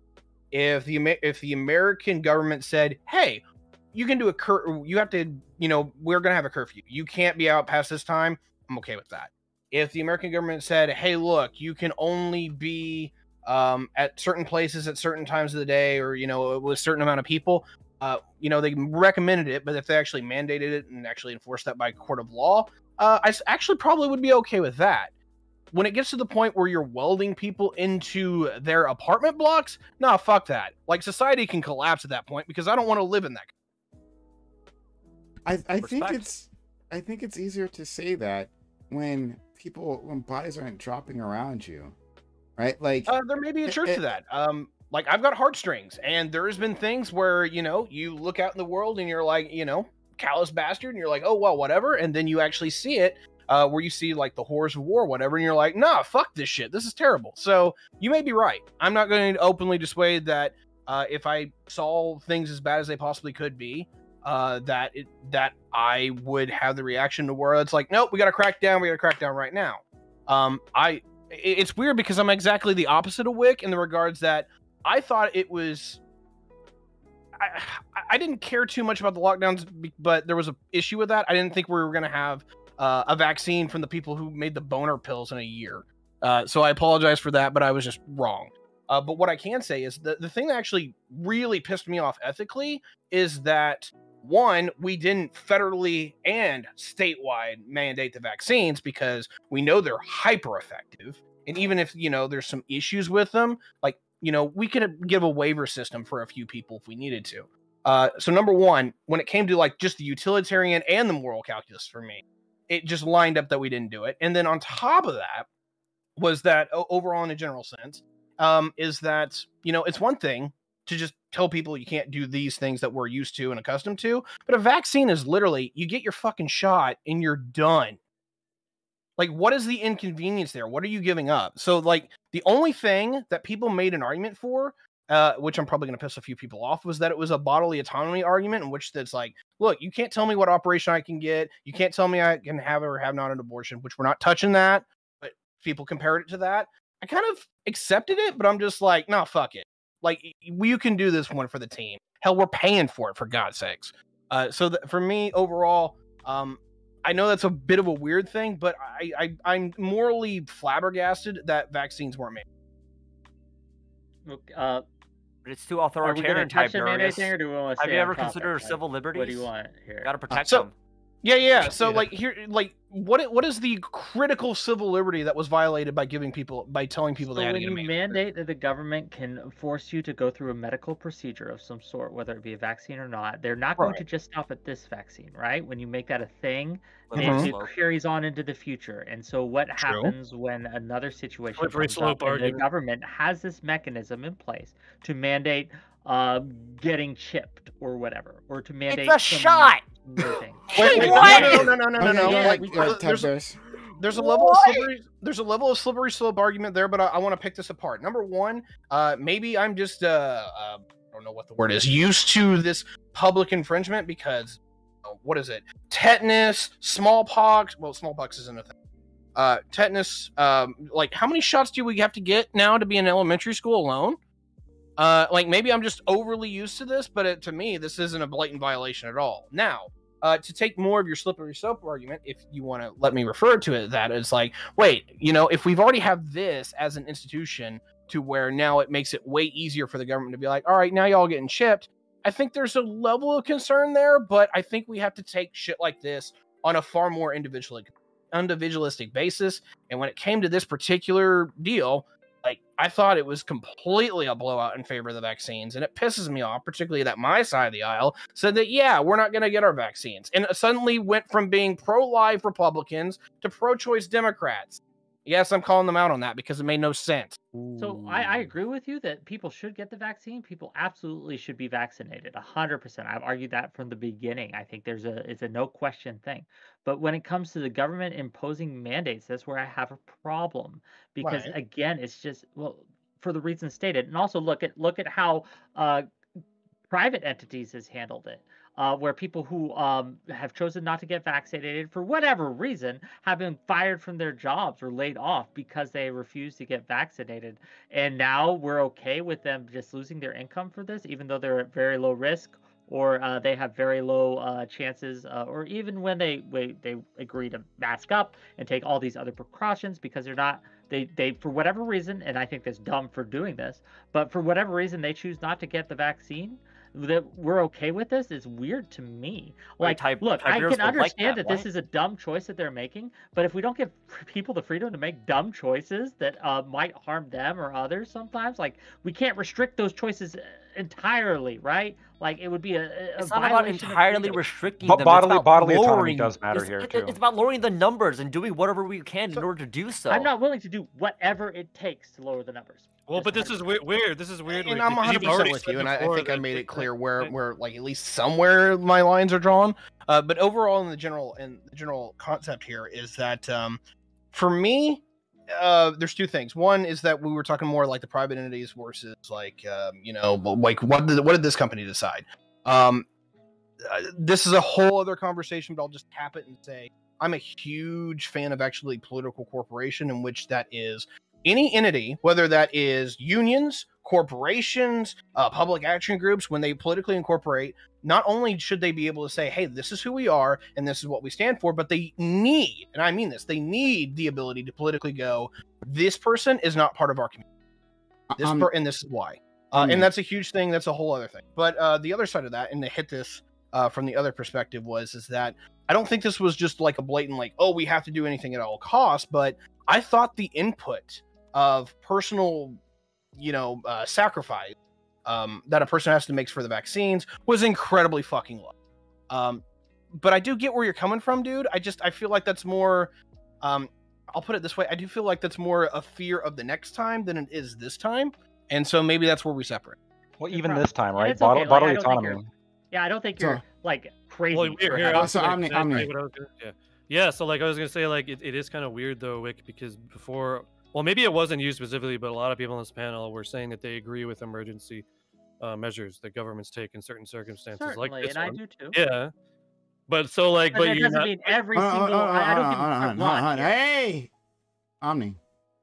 But I guess so. 1 million deaths by COVID isn't enough for you to start saying that like we should like maybe start, I don't know, making people vaccinate. What if we had like 5 million or 10 million deaths? Would you say 3 that zombies then? per capita. Okay, so Yeah, how many deaths from car accidents are you okay with? I don't know. I haven't thought about it. So, Yeah, that's like. but that's Quick, not what answer we're- the but that's not what question. we're You're talking not about. an advocating, advocator. even Oh though my you know that the God. number's greater than 0 here, right? There are a lot of deaths. I don't know the exact number off my top of my head, but there are a lot of deaths from car accidents. Yet you were still okay with people owning and driving motor vehicles and operating motor vehicles, correct? Well, no, maybe I think maybe we should make some more policies to prevent that, perhaps. And also, We like, have- and which the we thing about me do. is I'm generally kind of like anti-car in general, like a lot You of have stop communists are. Like, Fair signs, enough. but red Maybe lights, you're I anti- think we speed should limits. reorient towards public transportation because cars are just bad for the environment and all this shit. So, I mean, if you want to go down that route, I can definitely. mean, like, if that's your stance, that's your stance. But for me, that I am okay with the number of deaths, and I think most people are in this country. While I'm not okay with it, is a wrong term to use, but I value my freedom to own and operate a motor vehicle more than the safety it would provide to the world at large to remove my right to do that. So, You also think All you right, have so a how many right to deaths blow a red until light? you think that emergency measures would be? Wait, justified? I want to get on this car analogy, okay? Sure. Wait. Do you think you have a right to blow a red light? I will get fined. There will be consequences for it. Yes. Okay. Doesn't matter. Okay. Do you think you have a right to do it? Like when you say right, what do you mean exactly? Do you Like, think can I do it? Yes. Yeah. And the fact that I have a car. You means don't there's do a it, but you risk of don't me do it. Why doing don't you that. do it? Because I You're would get punished. fined and it's dangerous, right? Like it's a dangerous thing to do. First and foremost, that's the number one reason. Because So you you might don't. So you die. don't think you have a right? Okay, that's What the do you? answer. No, You don't have a no. right. No, the fact that I have a right to operate a motor vehicle gives me the risk, makes it so that the risk of me doing that, of that happening, is now greater than 0. Okay, Right? here's the thing. Okay, Even on Omni, accident. 'Cause I'll what tell you, Omni, I've what done that Omni before is on pinning accident. you The about, rain's what been coming Omni down is so pinning you hard, about I are couldn't see the policies that line. leads to decreasing the number of COVID deaths via policy. Okay, if for you to suggest that like, oh, it is equivalent. That is equivalent to like if I just didn't Okay, own a so motor it vehicle would is repre- not it the would same. Okay, decrease COVID deaths if we what would locked be the everyone in their equivalent? houses Please, and please welded stop. them shut. Please stop. Please stop. COVID What deaths would would be the decrease. equivalent? Would you be Please okay stop. with Please that? stop. Please Okay, stop. okay. No, Go hold ahead. on. You're Finish not it, even getting finish. it. Okay, I haven't You're even not finished being answering the coherent. question. I haven't even finished asking the question, and you're answering it. Okay. Because All right, you you have really no gotta coherent stop question to because ask. you Oh my it's god. fine. Don't worry. How do you know about that it. if you don't let Okay, him finish? So, Just finish. so like, what would be the equivalent of you not owning a car would be if COVID just didn't exist. Like if no cars existed, then there would be no car accidents, correct? But if there were no COVID, then there wouldn't be COVID deaths. That's your equivalent, okay? But what Omni is asking you, is when it comes to the correlation between policies and deaths, how far are you willing to go between that relationship? And when it comes to, well, your car analogy, well, we have regulations when it comes to cars. We enact that in order to drive a car, you have to have a license, you have to have insurance, you have to follow these rules. You can't merge in certain cases. There are speed limits. We enact a lot of policies that leads to a lower number of car accidents. And the argument of, well, there are car accidents, so we might as well just like let it go. And it's like because of our civil liberties. Like, no, that's a BS. Jay Chow, you're missing the point. You're making the point backwards. The point is we have these risks associated with cars, and we let people drive anyways because the gains and we we get have policies. Go ahead. But when it comes to and there's risk. Oh my God, Jay Chow, you are not drunk enough to justify these interruptions. Jay Chow, in the case of the so am I coherent? Wow, or am I hold drunk? on. What's the consensus here? You were being told you were incoherent.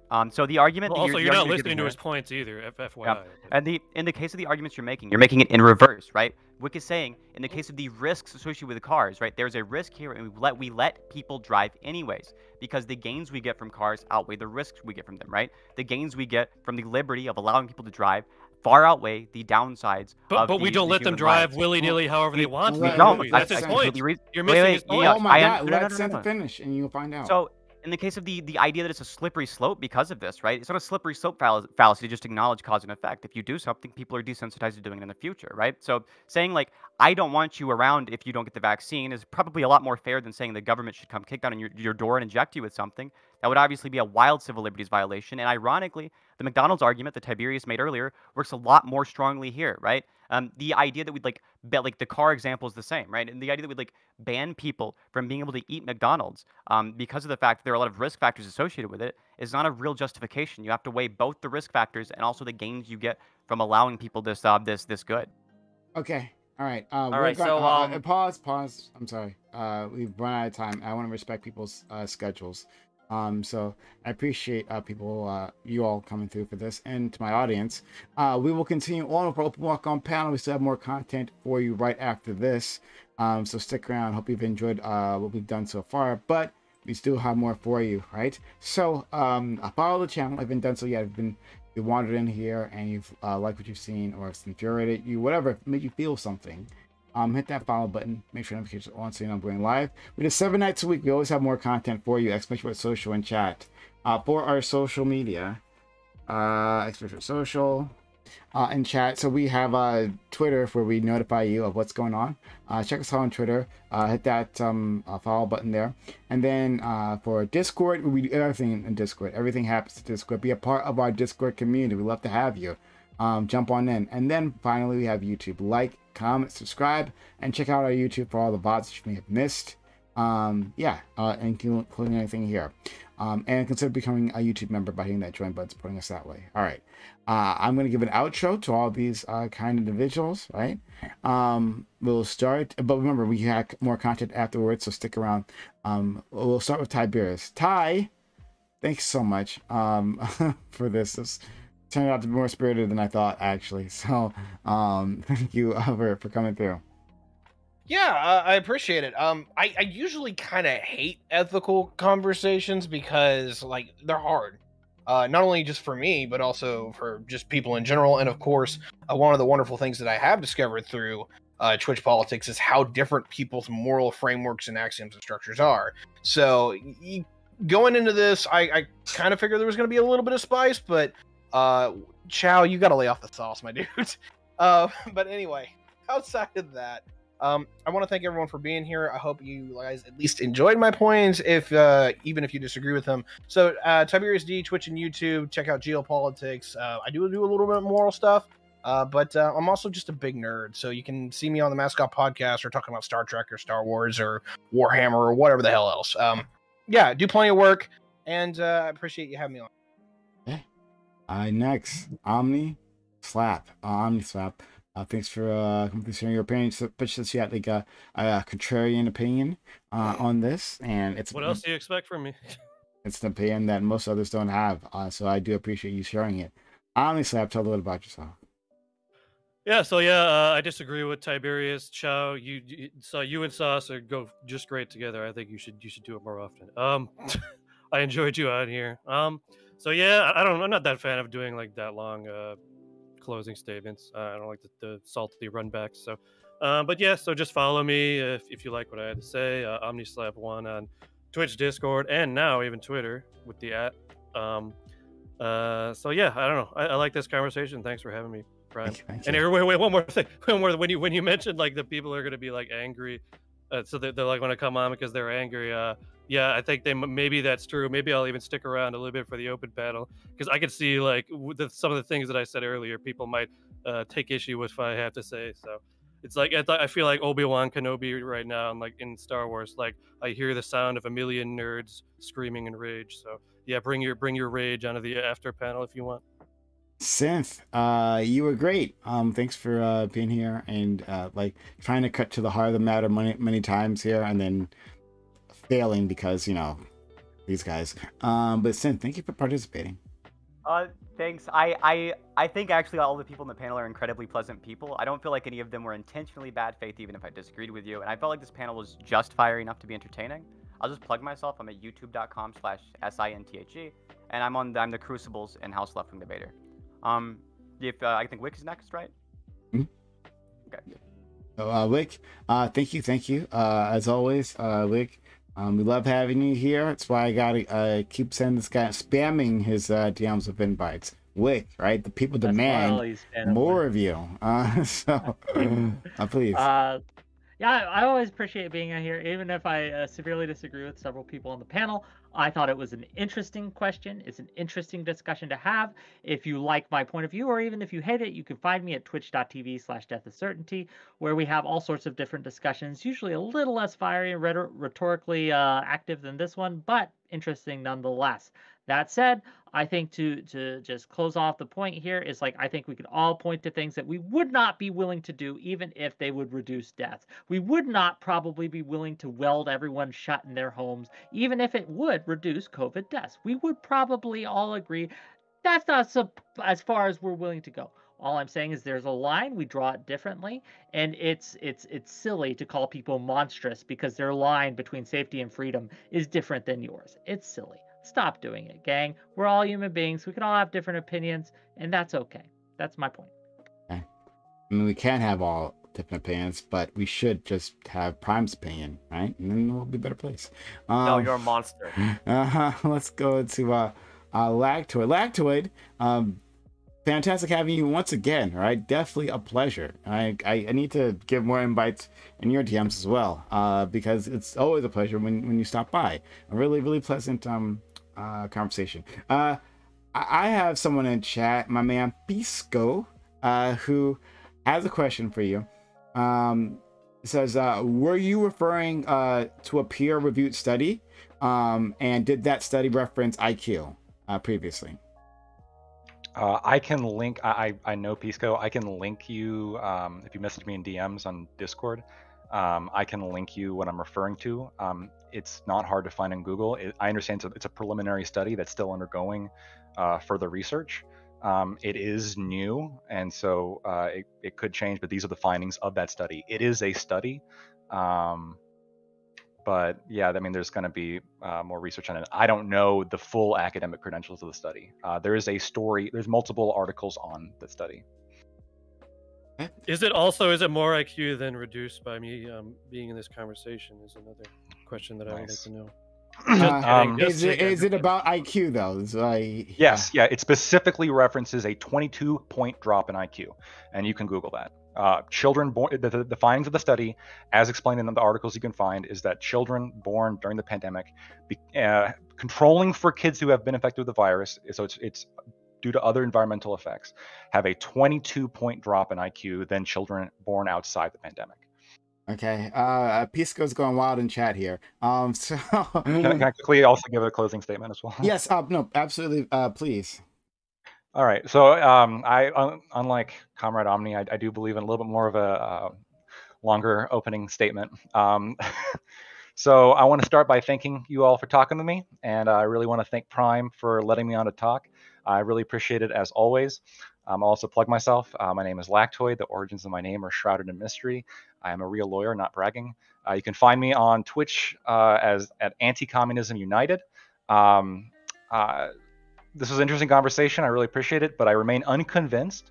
And I maintain the policy, I maintain the same position in the policy that everybody here had at the start of the discussion, which was that China's policy is wrong and overbroad, and that the US should not adopt China's policy. And I think some of the US policies should have been less restrictive. I think individual freedoms, including bodily autonomy, are important, should be protected, respected, and any policy should be a reasonable policy that properly weighs individual rights. I want to thank you all one more time, and free Hong Kong, free Taiwan, and free Ukraine. Thank you. Thank you so much. Lactoid, being a real lawyer, would you be so kind as to stick around for a little bit, right?